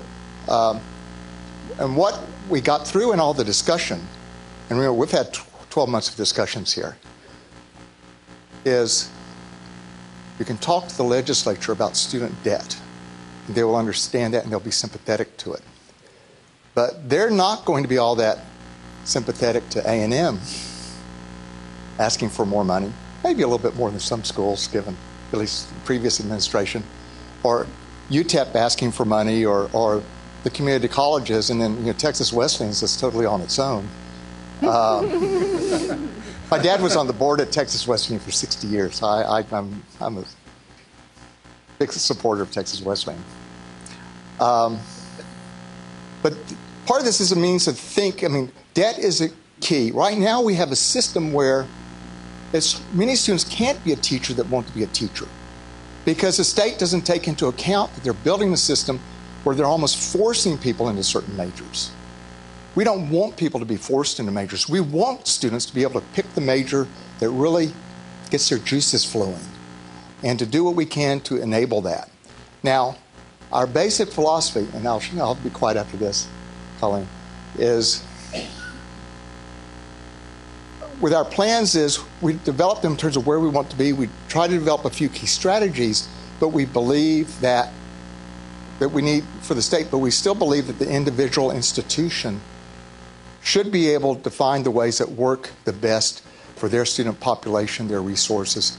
And a perfect example of that is our success goal with closing the gaps. We didn't tell people exactly how to do that. We didn't even mention graduation rates, although people sort of inferred that. They were never included, but at the same time, our graduation rates have gone up from 45% to 60% because of the things that institutions figured out how to do on their own with some states. We got some state support for different things, but the institutions made those decisions. So I really understand what you're saying. And this is good because we've been talking about how do you explain this. And I told Mary before you came down we could take the same overheads and people would do something differently. And I'm obviously not doing any better, but I came down and said, well, that's not the way I would explain it. And so we need to figure that out, and you've been very helpful, I think, in doing that. I'm sorry, Colleen. I'd like to add something to this because I think this is something we're all passionate about is ultimately how does it affect students teaching and learning the classroom, and so stating it in the language of teaching and learning. I'm far worse than a liberal arts major. I'm a fine arts major. So, asking about, how was I going to make a living when I was a theater major studying plays, and I am passionate about what I studied, but my work in assessment in the 90s helped me start learning how all of the skills in, whether it's a literature class or an art history class or whatever, it's our responsibility as educators, as teachers, to help them understand what they are learning and how they're learning to communicate and how that can be used in a variety of areas. So when we say marketable skills, I understand that's something legislators might understand, but you talked about critical thinking as a marketable skill, and obviously critical thinking is part of our core curriculum because we believe that we all need that whatever our career is. So I think if we can marry some of these languages for the professors, that will help them understand marketable skills can come from any major. That's very helpful, and that's essentially the point I would have started with. Because I'm very passionate about this. I have been personally worried, and I think the committee has come to be worried, that we will develop institutions that have, and this isn't to say these are less useful, of course, but marketing degrees, accounting degrees, social work, I mean, that's truly marketable. The whole line, electrical engineering, industrial engineering. My wife's an engineer. But we need to have the fuller education. I have to say, just an anecdote, my wife was one of these students with a lot of AP credit. Rather than graduating early, she took literature and philosophy to go along with her engineering. She was an outstanding engineering senior at A&M when she graduated, and she felt that that liberal arts addition was a huge asset to her as she's gone forward in her career. But she could not have done it without that great engineering education she received. By the way, I just want to mention everyone who reads about Aram and the CLA studies and how nobody learns anything in college. Well, I just totally don't believe that. I mean, that's all based on critical thinking alone. The prompts are actually biased to liberal arts majors. I'm guessing, are you in business? So I think so the prompts, they could have prompts related to whatever the particular business discipline is, and they would see gains that they might not see Otherwise, if you're in engineering, I could see a prompt directly related to that. That would be a much more useful exam. But I cannot believe that a student that might not show much in the way of gains on the CLA wouldn't have learned something in your department. I just have to believe they would have never graduated if all that content they learned plus other things they didn't learn something. So I'm a believer that we have a lot more success. And I want you to know that this does not in any way suggest we think the schools aren't doing important things and good things, but we need to orient in some way. And part of it is a reaction to a political environment, but part of it is a reality. And I'm married late. I have, younger daughters. I know a lot of people that are in college or just past college, and I've seen what they go through, and they've gone to liberal arts schools. So they've had to cope with this. The liberal arts schools sort of understand this. They can't survive if they don't understand it. They still do that. And they don't have quite the same issue, but really every department still needs to connect. I mean, I'm sure your department still goes out of its way to connect with the industry that it serves, to be sure it's in touch. But if you're in an English department, it's not just people who become English teachers or go on to graduate school. People become other things. My bachelor's is in English. But I think I'm not being understood very well.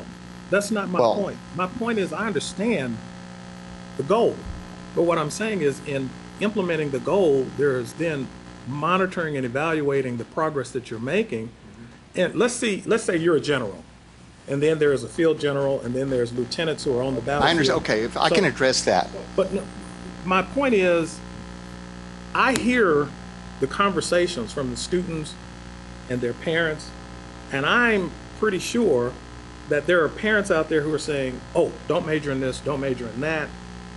But what I also know is that the spirit of learning and the pursuit of wisdom cannot be sectioned off. And what I'm saying is in order to achieve 550,000 students over such a short period of time who have post-secondary credentials, these are meaning degrees that are conferred onto students, what I'm saying is that there needs to be some way to indicate whether or not the strategy has a potential of being successful. And at this point, I'm not sure that the strategy has the potential of being successful because it seems to me that the debt, it precludes the opportunity to spawn a renaissance of learning, which is required to achieve 550,000. So I'm certain I don't understand. So now I think I keep hearing different things I think you're saying. So in this case, it sounds like you're saying that we can't achieve the 550,000 to some extent because of the debt. Is that? Saying that the debt Exactly. That's okay. Okay. No, we have spent many hours. That's exactly why we have this goal. We know we can tell you the income for every person graduating from every program in Texas. We've examined this carefully. We have targets related to this. Mary didn't even begin. We have targets that give us essentially the monitor as we go forward. We have a lot of experience with this. In terms of closing gaps, we knew things that you guys would have no idea we knew. We can follow students from the 7th grade on. We know when they go into the workforce. We look at the salaries. I'm anticipating we used to survey students. We haven't done that, and I'm thinking of seeing if at least our students with financial aid, we know where they are. If we can follow up with them when they graduate to get some better information, feedback to the institutions, wouldn't be a burden on you. I assure you, I mean, I understand what you're saying now, and I assure you, we have thought about these things. Now, one thing you may not know about the way we plan is it's an active plan. The board discusses it at every quarterly meeting, and we make adjustments as we go forward. You've probably heard that our goal for closing the gaps participation was 500,000. We changed it to 630,000. When monitoring the environment, looking at demographics, we wouldn't get where we needed to go. Looks like we have a good chance of making that. We may fall a little bit short, but nobody thought we could hit 500. If you looked at our regular forecast, which we've always been no worse than 2% off, we should have been hitting 240,000 students. we're 451,000 now graduates. So, I mean, you're exactly right. I mean, you know, sometimes I'm a little slow. It took me a while to catch up with you. But we monitor these things very carefully. It's why we keep track.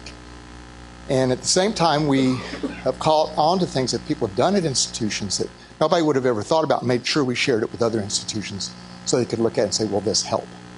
But we know one of the reasons for the debt is because we know that trying to put a limitation on it and focus on debt, because we know people are making choices based on debt when we would hope they wouldn't. And we're trying to, you know, one of our targets, by the way, is that debt will not go over no more than, I think it's 57% of students will have debt. That's where we are now. So we don't want anything where people screw around with it and everybody ends up with debt. And if we make some progress, hopefully we'll be able to pull it down. But debt is a serious problem. Yeah, I'm old enough to know in Texas, I mean, I got a bachelor's, master's, and PhD for less than it cost my daughters to go to one semester at St. Stephen's High School here in town. Less than it would take, you know, cost to go to at least the universities, one year at the universities. It'd be struggling with the community colleges. Community colleges would still be cheaper. Things are much more challenging for students now, and we need to be intimately aware of that. And we need to have something. The legislature, we've learned, does pay attention when you're talking about students and the concern for them. Texas grants came about in 2000. Both parties agreed that money should not be the reason a student doesn't go to college. That should be the very last reason. So right, left, they all agreed that's not acceptable in Texas. Now we're moving into an era where, you know, people are even more concerned about spending money. But we need to have the legislature understand that this is about real people. That's not about making Texas A&M the #1 university in the whole world. A&M will do its best to do that. It's about taking care of the students and making sure they have the quality of education they deserve for a reasonable price. And we need to do a better job of figuring out how to do that. And we need to do a better job of explaining what we're doing here. So thank you for your patience with me. And I had a 2 o'clock meeting, but I came down here. That's why I looked at they were telling me I was late for that meeting. But I just point out, you know, Julie and Ginger Gossman here have been sort of the in-the-weeds folks with all the data. And you wouldn't believe the time we spent on proving that 550,000 is doable to our committee. The last 2 committees they've been trying to suggest that maybe it's too low a number. So we're going to stay with 550, but I'm hopeful that in 5 years we'll discover that because of the good work of everybody at your institutions that we can raise that number and that we're really including everyone in the state. Anyway, I do talk a lot. I apologize. Thanks for your patience, Colleen. Yes. Kind of different direction on the. I mean, part of it was the debt thing, but some other questions. Well, 2 questions really. One, with the 60% first year wage, is that a like degree by degree type of thing, or is it an overall average, or how is that going to be calculated? That was my first question. And then the second one is not really related, but we've got the whole situation with a lot of remedial courses having to be done, and that costs the students money as well. How is that being factored into this whole thing, especially with the goal about decreasing the excess semester hours and so forth and so on? And so, anyways, kind of 2-part. I'm going to go ahead and defer to my colleagues for the data question. With respect to the remedial question, I think one of the things that we can actually email to you a copy of the full plan as it exists now, and I think that would probably be helpful because you'll be able to see some of the strategies.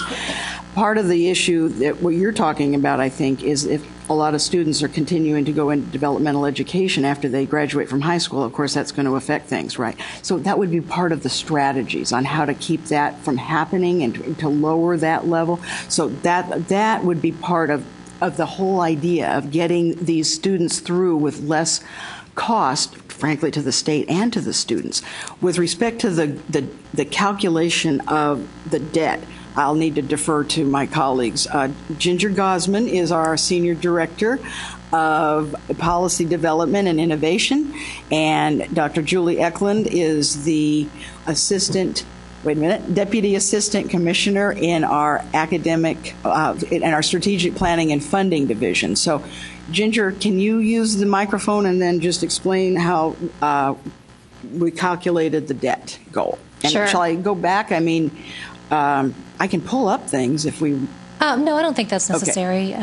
And you can trust me because I have like 4 words in my title, as my other colleagues do. Actually, I did want to speak to the question that Mary just addressed as well. The excess hours do not include dual credit. They do not include developmental education. I think he's talking about the debt, though, right? Are you talking he about... was talking about the excess hours, Yeah, well, I figured the excess hours meant, that they didn't, you didn't need them taking, like car washing or something like that for a degree in biology or what, that's obviously, I hope, not happening anywhere, but, that kind of thing. I didn't figure that developmental or AP or any of that counted as excess hours. That was strictly an excess cost issue. I think we just went through a lot of curriculum streamlining at in my school, at my university, just to make sure students would get out in a timely manner. So, that part I kind of could figure out. But I was just interested in how developmental remedial courses were going to affect the overall debt load and that kind of thing. And then the other question about just how the 60% was being calculated. So that 60%, or the metric of 60%, talking to your question earlier, I think, too, is we did a lot of research trying to figure out what would be a good fit as a metric. And part of deciding what would be a good fit is looking at the data we have available. And so we have data on federal loans through our data system, which your institutions report to us. So that's really what we're using. Any loan data that your institution reports to us is what we're able to calculate in that debt.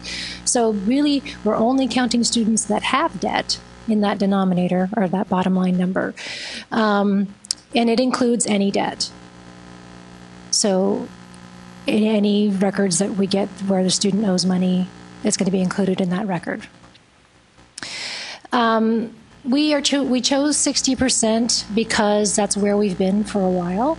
And we see, even though Texas, our higher education, we are a bargain compared to other states.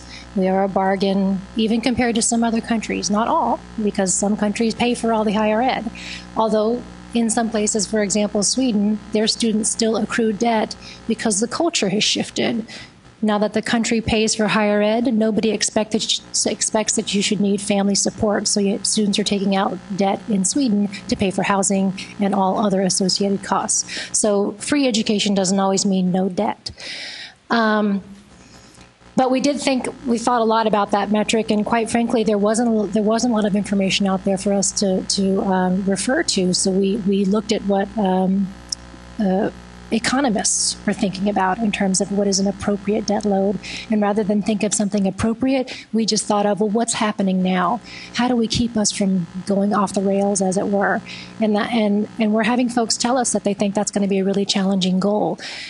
And it is, but that's okay. We are looking at having stretch goals. We want to present ourselves with goals that are challenging so that we can demonstrate we really are trying to do the best that we can. How these translate into best practices, we will recommend some strategies, but you all are on the front line. You all came up with creative ways to achieve closing the gaps. We think you'll do it again. We know you'll do it again. So I hope that answers a little bit of your question from earlier. I hope that answers the questions that you had now. Well, actually, what I was getting at is, we had that chart that showed that for, say, engineering majors, their debt load was, I can't quite read the thing there, but it looks like it was a little bit under, somewhat under 60% for their first year average salary coming out, but the psych majors, it was 133% of that first year. So you've got similar tuition rates. I mean, sometimes you have extra fees and things like that in different programs, but basically you're going to have fairly similar tuition fee rates across the board at most universities. And so the amount of student loans and other similar debt that a psych major is going to be taking out to pay for, say, that same $80,000 in tuition and fees for the 4 years is going to be the same as the amount they would take out if they were majoring in engineering or if they were majoring in accounting or whatever. So I was just trying to figure out where that 60%, if it was an average across all students. It is, yes. It is an average across all students. I mean, when we're reporting on state data, we're just going to report the average for the whole state. Okay. And we anticipate this will be reported by institution, and then you would just report as an institution. Actually, the reporting has not been worked out yet. We're still having those conversations. So I'd be interested to hear what you think about Yeah, well, I'm also kind of curious because we've got, I know there's certain specific types of programs. I mean, sort of like the TV show Northern Exposure, where the guy had his med school paid for if he went and worked in Alaska for a few years. Do you have people who will be majoring in something like social work or in things like that, where, or even elementary school teaching, where the pay is not going to be particularly high coming out, but we want them to be able to have that as a viable option for career choice, because we need those people in the workforce. Is there going to be some mechanism within the strategic plan to help with I don't know, debt relief or something like that for those majors that are going to be coming out where they're not going to be anywhere close to that 60% target? They may well be above 100% of first year salary, if they fulfill certain requirements. Is there anything like that kind of taking place, or is it a little bit too much in the weeds, or what? No, I mean, we'd like to hear your questions. They're very helpful to us. We haven't gotten into an in-depth conversation about strategies. Certainly the grant programs we have in place, we hope students will take advantage of, and in order so that they can major in what they want to do, what they're passionate about, without incurring debt beyond what they can reasonably pay back. Do you have any ideas?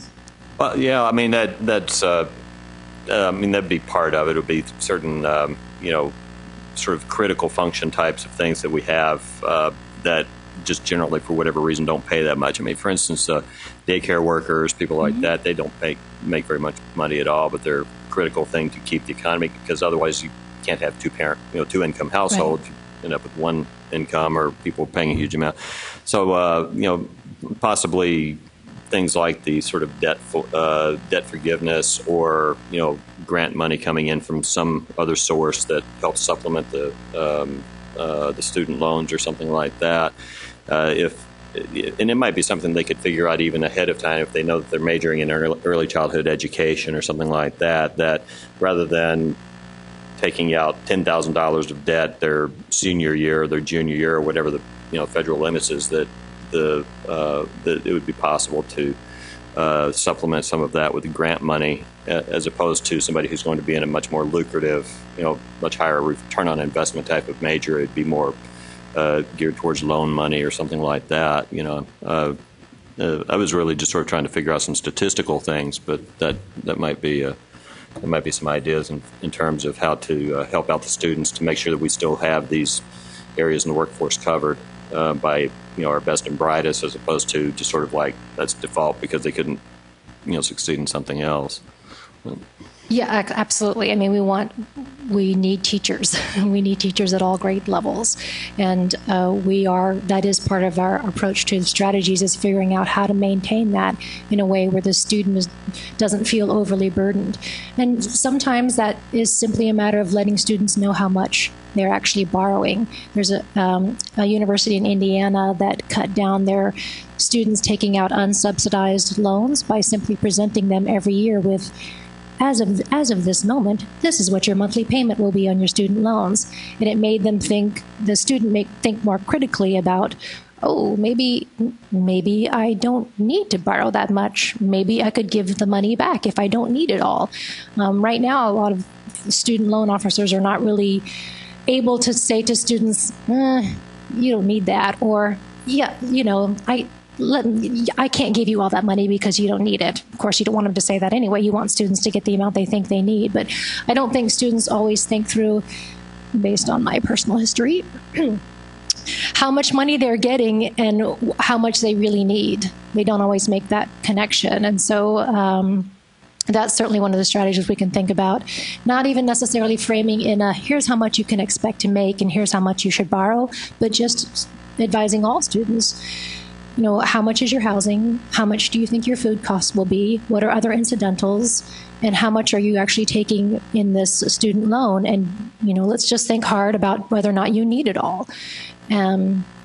So that could be one way that would be effective. If you have local partnerships that you could develop where you're talking about maybe a student gets involved with an organization or the organization covers some of their cost, if there's some kind of relationship you can develop on that end, that would be outstanding. But I'm thankful for your thoughts because now we can take them back to the committee. Julie, do you have anything you want to add to that, or Rex?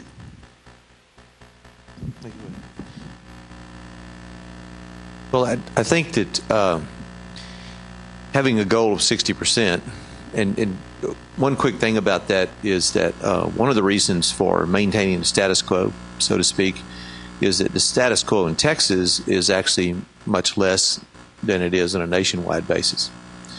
So while at first glance it may seem sort of strange, well, your goal is to not get any worse than you already are, but compared to most other states, we're better off than a lot of other people are. So it's not quite as bad as it looks. But I think having a goal like that overall then leads to the kind of conversations that you're talking about. Because as you dig into it deeper and deeper, well, how do you maintain a 60% goal? Inevitably, I think that will raise conversations about, well, what do we need? Coupled with the fact that one of the big pushes in the state is much more collaboration between entities like the Higher Education Coordinating Board, the Texas Workforce Commission, the Texas Education Agency to address both short-term and long-term workforce needs. Well, we need teachers, okay, and I use that as an example because it actually came up at a hearing at the legislature, and the remark was made, well, so how do we make sure that we have both the numbers of teachers that we need and teachers of high quality? And the response made by the commissioners from higher education, TWC, and TEA was, well, one simple way to do that would be to pay them a lot more money. Because you will get, as you were pointing out earlier, right, students have a tendency, and parents have a tendency to push their students to gravitate toward those degrees that are going to have some payoff in the future. And so, part of that is it's coupled with that debt burden. Then how do you make that a lower paying salary a viable alternative? Well, we used to do that with things like you're not going to get much money, but you're going to get great benefits. Well, we've just about blown that away. Okay, that's not as great as it used to be anymore. And so you still get some time off that you wouldn't have otherwise. So there are still some perks there, but part of it is also that in a piece of that picture going forward is going to be the debt burden.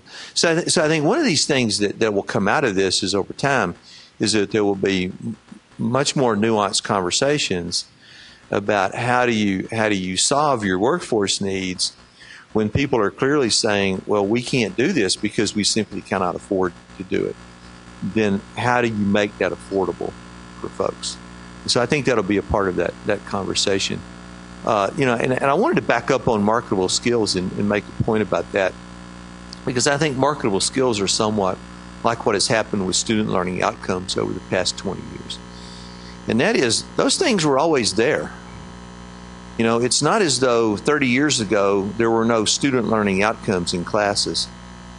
There were, okay? And then all of a sudden somebody like Sachs said student learning outcomes and they just magically appeared. But the nomenclature and the explicit identification and assessment of those things then occurred. But they were always there. Okay? And it's my belief that in many ways marketable skills have always been there as well. What we haven't done a good job of is identifying them both in the programs, but more importantly, identifying those things to students. And I always use an example from my own background. All of my degrees are in political science and government. But when I was an undergrad working my way through college, one of the places I worked was a plastics plant. And we made trash bags. And it occurred to me years later that statistics that I picked up as an undergraduate in political science, I could easily have run their quality control department. Because it's all about sampling. It's all about identifying what's your production run. How do you sample from that production run? Then how do you measure those things and quantify that stuff? But no one ever told me that when I was majoring in political science. Nobody ever told me that in addition to being able to understand what political parties and interest groups are doing and what Machiavelli meant, that I would also be able to get enough statistical knowledge along the way to actually do something like that. So that's the kind of thing that we're talking about when we're talking about marketable skills. Yeah, I just wanted to point out, if you want the real in-the-weeds information about how the targets were calculated, there is information online, and you can look specifically, and particularly, and for the goals, of course, and particularly for this goal and the target that leads up toward it, it does include students earning associates and certificates who have debt, and the university debt's a little bit higher. It's about 72%, something like that. So I did want to make sure people were aware of that it includes all three of those levels. I think that helps me really bridge what you were asking, and as far as how you explained it, Rex, with how we look at marketable skills. But I think it's not only that we want our professors to be able to say, yes, we are doing this and demonstrate what it is. We need to make sure that besides our legislators and everyone out there, we need to make sure that our business folks know that those marketable skills are in a variety of different disciplines that we study, and how they're there, and how those skills transfer, and our students are marketable. So to me, it's helping me put it all together, the questions people are asking and the responses. And I think that's what we have to do, is help the community at large, everyone from, our business folks, everyone understand how to put that all together. So thank you.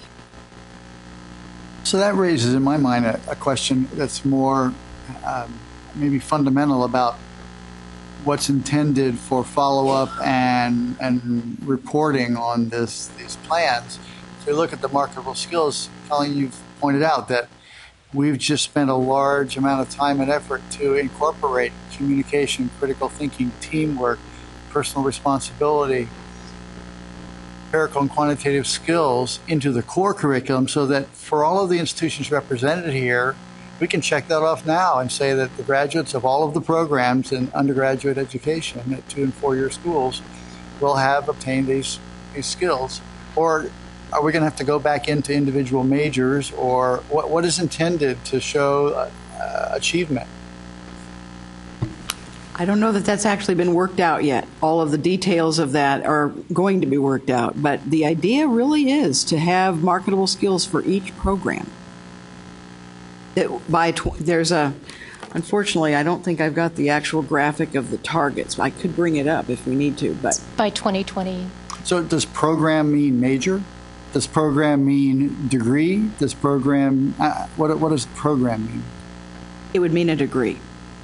It would mean if you got say, for example, you were having, and please correct me, my colleagues, if I'm misinterpreting, but from my perspective, it is. So, for example, I was told years ago when I was comparing engineering technology and engineering, what the big differences are between the marketable skills that these individuals would graduate with. And one of the big holes for the engineering technology person would be not being able to necessarily design the actual implement or whatever it is that they're working on. So specific to your question, the idea really is if you're going to get an Associate of Science degree in engineering technology, what those marketable skills are for that particular degree versus what your marketable skills would be if you were to get a degree in civil engineering. It's those program level outcomes, right? Is that part of what it is?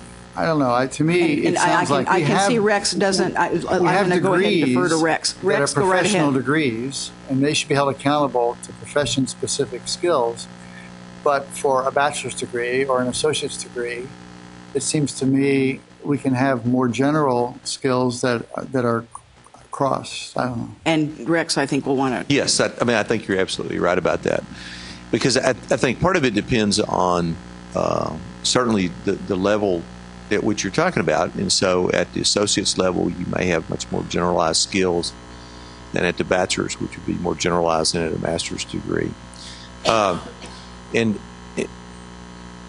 I've thought about this a lot in terms of how do you sort of operationalize the goal, if you will, in terms of the reporting and that kind of thing. And you can really get carried away with this if you're not too careful, quite frankly. And so I think it becomes incumbent upon us to figure out how do you do this in a way that students can walk away with some identification of those skills that they've learned in college without making this at least too burdensome on the institutions. Because again, I think this is one of those things that it's already there in a way. And part of it is simply identifying what those things are. And as you point out, the core curriculum was specifically designed with the idea of developing in students those what are sometimes referred to as soft skills, although I'm not sure empirical and quantitative would be necessarily be viewed as soft skills, but certainly the communications and critical thinking piece of it and teamwork, and even the social and personal responsibility, but particularly those first three and empirical and quantitative skills, at least in some general sense, which would be more viewed as a hard skill. And so I think some of this is much of it is already embedded in there. And I think what we need to ask institutions to do is to look at that major and ask themselves, in the course of teaching a student to be a sociologist, for example, what are we teaching them along the way that is sometimes referred to as a transferable skill or a marketable skill that can be applied not only to the field of sociology, but can be applied to other fields as well? Yeah, I would just say that I would hope we could resist building a culture that says the purpose of getting higher education is that you need a different plan for every specific job, and the only reason you're going there is to get a particular job. There are some jobs that require by their profession a degree, but the general purpose of higher education is to better inform people to be citizens, to be able to change jobs, to be able to change the nature of the jobs they do, not to fit into a mold or a template. And if we're going to let, I don't know, whoever it is, the business community or the political community or whatever, start to turn that on us, we need to stand up and say no.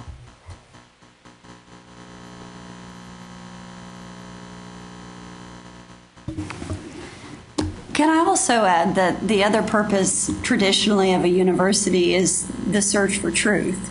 So I just wanted to point that out as a historian. I don't know how marketable that is. I just want to ask one more quick little question. This is to any of you guys who are on the competitively, how would achieving the overarching goals make Texas compared to the other 49 states, and how would it make the world less flat, according to Thomas Friedman's The World is Flat? How does it make us competitive to other nations if we could achieve 550,000? Is there enough diversity and randomness in the 550,000? I don't quite understand that last part. I'm coming from competitive advantage. Michael Porter's famous book, Competitive Advantage, where he talks about the 5 forces of competitiveness and the generic strategies, long-term profitability and positioning in the marketplace. I know this is the public sector, but what I'm saying is since we have a chart where we're comparing other nations, how does this achieving the overarching 4 goals, how does that make us competitive with the other 49 states, and how does that make us competitive with the other countries that we deem to be our economic competitors if we achieve the goal that we set out to achieve? Well, I think the argument would mainly be that it almost levels the playing field for Texas. There's a Georgetown study that's been cited by numerous people everywhere for a while now that talks about that in the year 2020, 66%, I believe it is, or roughly, of all jobs will require some kind of post-secondary credential. And keep in mind that in that 550,000, that's not 550,000 bachelor's degrees. That's 550,000 certificates, associates, bachelor's, or master's degrees. And so, if right now what we're looking at is a state where we have about 37.38% of our population has a post-secondary credential, and we need by 2020, 66% of all jobs are going to be that. Then in that sense, that if we get to 60% roughly by 2030, then we will almost be on a level playing field in terms of the knowledge and skills that we need to be competitive. I do think one thing that I'm hearing from this discussion is that it will help once the coordinating board pulls together language and ideas for the plan that shows, okay, all of that work in whether it was core curriculum or whatever, and that's not now going, we're not just jumping to something new. All of that is embedded in what this strategic plan has in mind for all of us. And I think that's a part of that will be the language and the way it's explained, and I think that will help all of us. I have just one very practical question at this point. I think on the previous slide, you've got the loans for, I think, the psychology and for engineering. And it looks to be, or it looks to me, at least in reading this, that it is cheaper or that the students come out with less student loans that graduate with a degree in engineering as they do in psychology. Is that accurate? So I'm trying to figure out. And that could be those students have taken a longer time to degree in certain fields, it's a larger field, and so they're borrowing more. But this is actual data that we used for Texas to make these particular comparisons. It just seems counterintuitive to me because we've got a lot of people that want to be engineers that take stuff maybe at a community college first, transfer. A lot of those things don't necessarily transfer. They spend a lot more time taking coursework in some courses that they would, and then I'm thinking in my mind. Yeah, I believe this is bachelor's degree. Yeah, and that's fine. Yeah. But then in my mind, I'm thinking, okay, well, so does this discount the students then? Maybe their parents said, you're going to be an engineer and I'm going to pay for your education. Does that then differentiate the amount of loans, obviously, that these students are taking? And I'm just trying to figure out, could we make a correlation between loans and costs? Because the amount of loan is dependent upon how much is the institution saying that you're borrowing in order to service that baccalaureate degree, as opposed to what does it cost for a student really, even though they may be servicing part of the loan themselves, maybe 30 or 40%. I don't know. I'm just trying to draw some commonality there. Oh, Stephen, I think that another possible thing, Barbara here had mentioned there are possibly more scholarship opportunities in engineering, but I think there are also more paid internship opportunities in engineering and some of the natural sciences than there are in social sciences or something. So that might account for some of the difference too. Yeah, there are really several factors that go into this data, and student by student, it could be a different story. We know time to degree can make a difference. The students who take 5 years to complete often borrow more than if they get done in 4 years.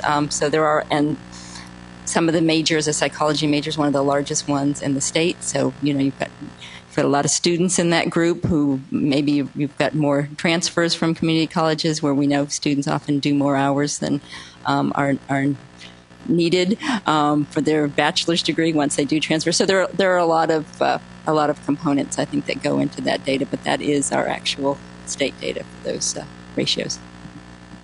And those data that are showing the average loan payment are only for those students, calculated on those students that have any loan. So the however many percent that have no loan aren't factored in there. That's correct. We just calculate for students with loan, and that's also how the goal is calculated for the overall ratio. And is it all their debt, or is there cosigners?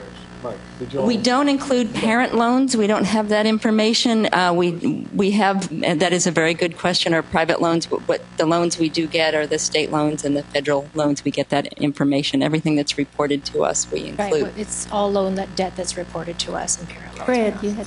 Let me ask a non-debt question. How's that? Two of the big players in education, which you just mentioned, Rex, are the TEA and the TWC.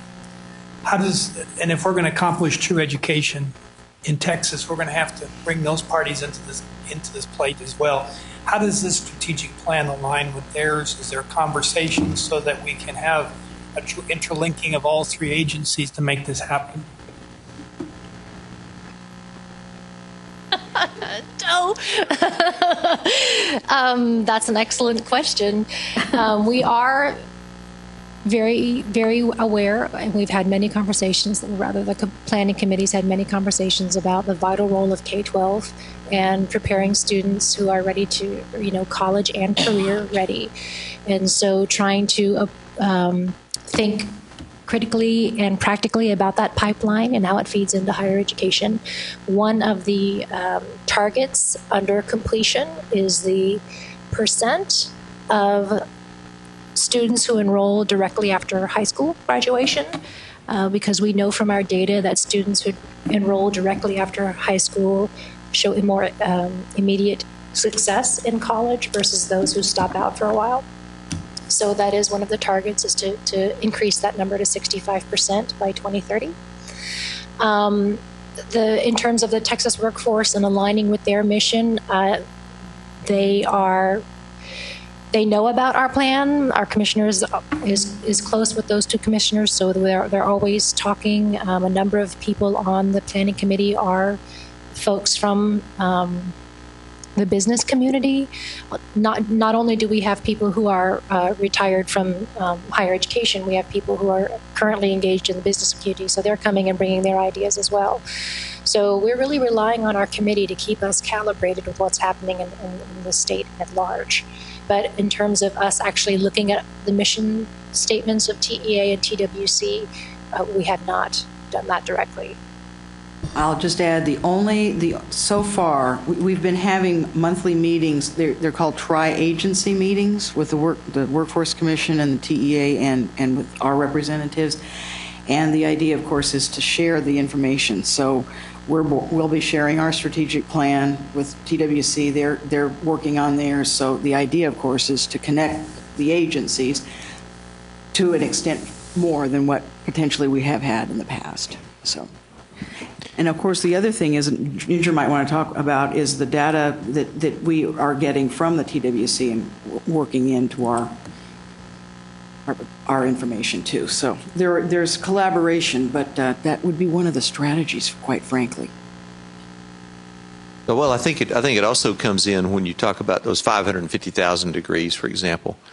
So where TWC comes into that picture then would be in helping institutions and coordinating board define a little bit about where those degrees ought to be, or what those degrees ought to be in.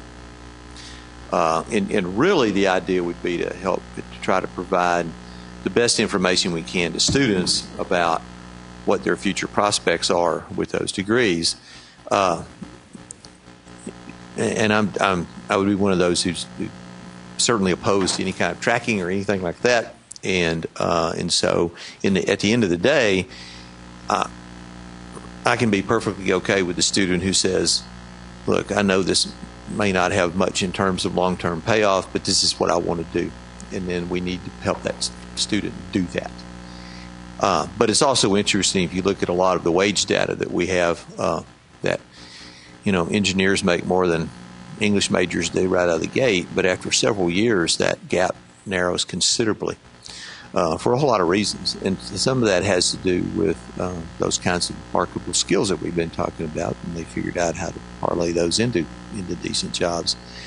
So, but I think part of that comes down when you get further, when you start drilling down below that 550,000 level, where do those degrees need to come from in order to more or less match workforce needs to maintain some competitiveness with other states and other nations and that kind of thing. The reason for bringing it up because at our level we're being encouraged to actually talk the high schools and higher ed and business, and we're looking at our levels to do that, but at the state level we don't always see that connection. And that's why I'm wondering, as we're going forward with a goal, when you're putting together a strategic goal, it would be good for the community to see that you are talking to each other and that this actually plugs into something that TEA is doing and something that TWC is doing, so you too are looking at the full picture. That's my point. Well, and I think the big key, from the TEA angle, quite frankly, is if at some point you really want to have 550,000 graduates a year, most of that 550,000 is going to assume some level of college readiness in one form or another. And so the TEA piece of this really comes in and trying to make sure that then the colleges that are receiving students, that those students are college ready and or career ready, because nowadays there's not a whole lot of distinction between being college and or career ready. They're essentially the same. And business and industry and institutions have been telling us this for a number of years. And things like the 4x4 and core curriculum and so forth were devised around those goals in mind. And so I think part of what's going to have to happen is that it's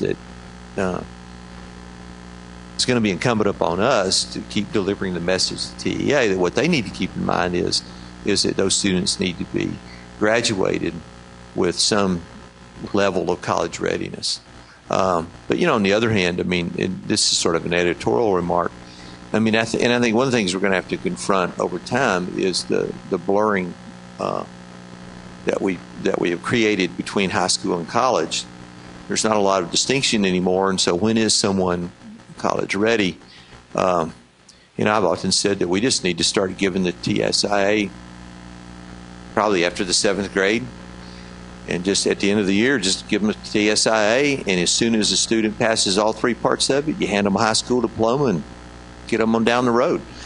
But people are horrified by that because while we might think that a 15-year-old is intellectually ready in some sense for a college course, they may not be socially or psychologically ready for that. So I think part of what we need to have is some broader conversations between, and that's something that can occur at all levels, but maybe between TEA and the coordinating board as well, about what really, is there more to college readiness other than just being able to hit a mark on a test? And if there is, what is that? And then how do we address that mix between, or the distinction, even more importantly, between high school and college? And I definitely encourage you to look at some of the vertical alignment projects that are happening throughout the state, Avatar and Pathways, where high school faculty and college faculty join together to design curriculum together. So there's a lot of that work happening. And I know that our College Readiness and Success Division, formerly known as P16, sponsored or helped to develop P16 councils across the state not too long ago, and those did include business or business community members. So I think that work has been going on. I'd really like to hear maybe afterwards other ideas you might have on how we can make that more present in people's minds. We do a lot of great work at the coordinating board, in my opinion. We're terrible at selling ourselves. So if you've got some advice, we're happy to hear it. Well, I feel a small lull. Do we think we've solved the problems of the world up until today? Sounds to me like we're about ready to bring it to closure. And if you have more questions, I think this was really a great discussion. And I think this might be something we'd like to continue at our next meeting as well, to see the progress that's been made and the progress that's been made on how we all then help take part and are part of the strategic plan and across state and making sure that we help as a individual educational institution working with all of our partners across the state to meet our goals. So if we could have that on the next agenda, I think that would be great. Kind of the operational things that you were talking about earlier. Colleen, I just had a thought. I think this is a question for Rex, but really anyone can weigh in. When we were working on the core curriculum revision, redefinition, and so on, I recall that there was discussion about some topics which were tabled because they would require legislative changes. And so all of that effort just talked about changes to the core that would be consistent within legislative requirements. Is there any thought or initiative or interest in exploring things that would require legislative changes, and that might be something that we would be working now to make recommendations for some future action?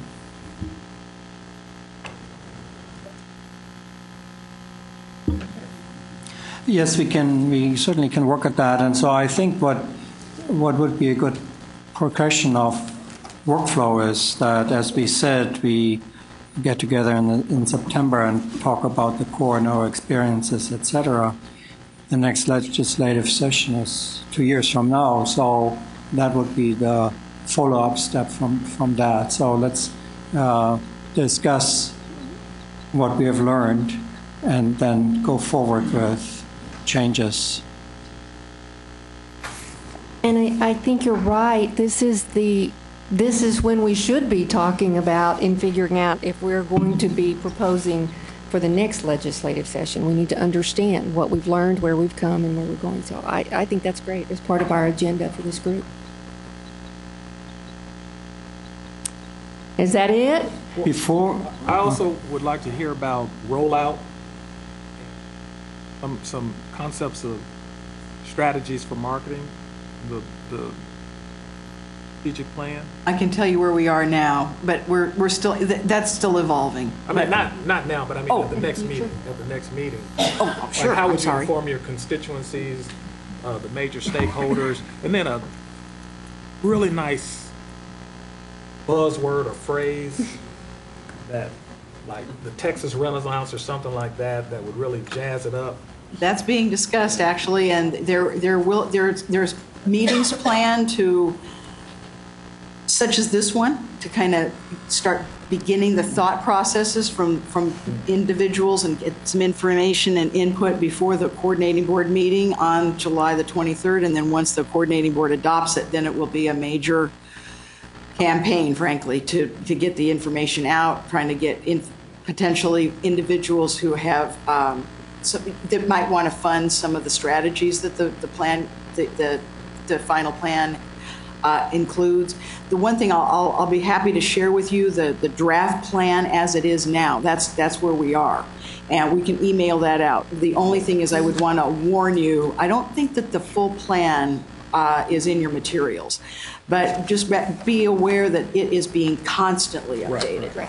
Yeah, because what's happening is that we're getting comments from the individual members.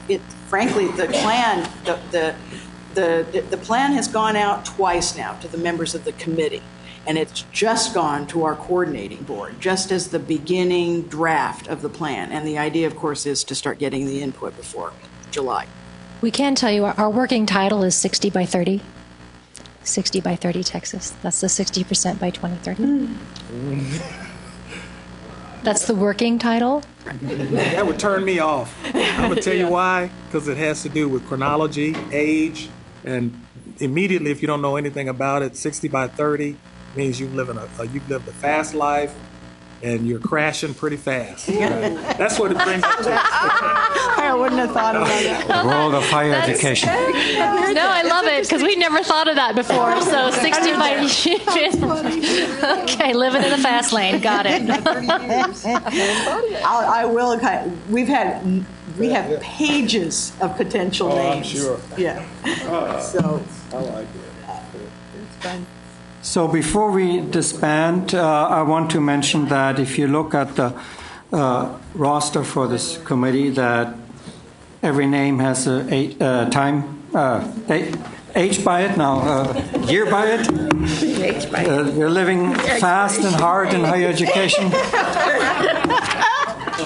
And the idea is that members rotate on and off this committee, and so we are having actually a request out for new members who will come on. The idea, of course, is that institutions change and everybody is represented for some time, and things evolve. That said, those people who are here today for the last time, I want to thank them, but also say that please stay in touch. That's part of your membership in this committee. You can always call us and email us and pick up the phone if you have ideas and concerns. So in that sense, membership doesn't end. Thank you very much. And they can always just come back and visit us and be with us if they miss us too much. So who is rolling off this time that's here today? Okay. Well, we will miss you. Me, maybe. I think, but maybe. Put your name back in if you're interested. This has been a great group to work with. So. Is that it? Is that all we have? Thank the coordinating board. Certainly like to thank Ryan, Melinda, Rex, Mary for being here, answering our questions. Thank you for hanging in there with us when we're having trouble understanding, and sometimes it takes 3 people to tell me, and then I get it.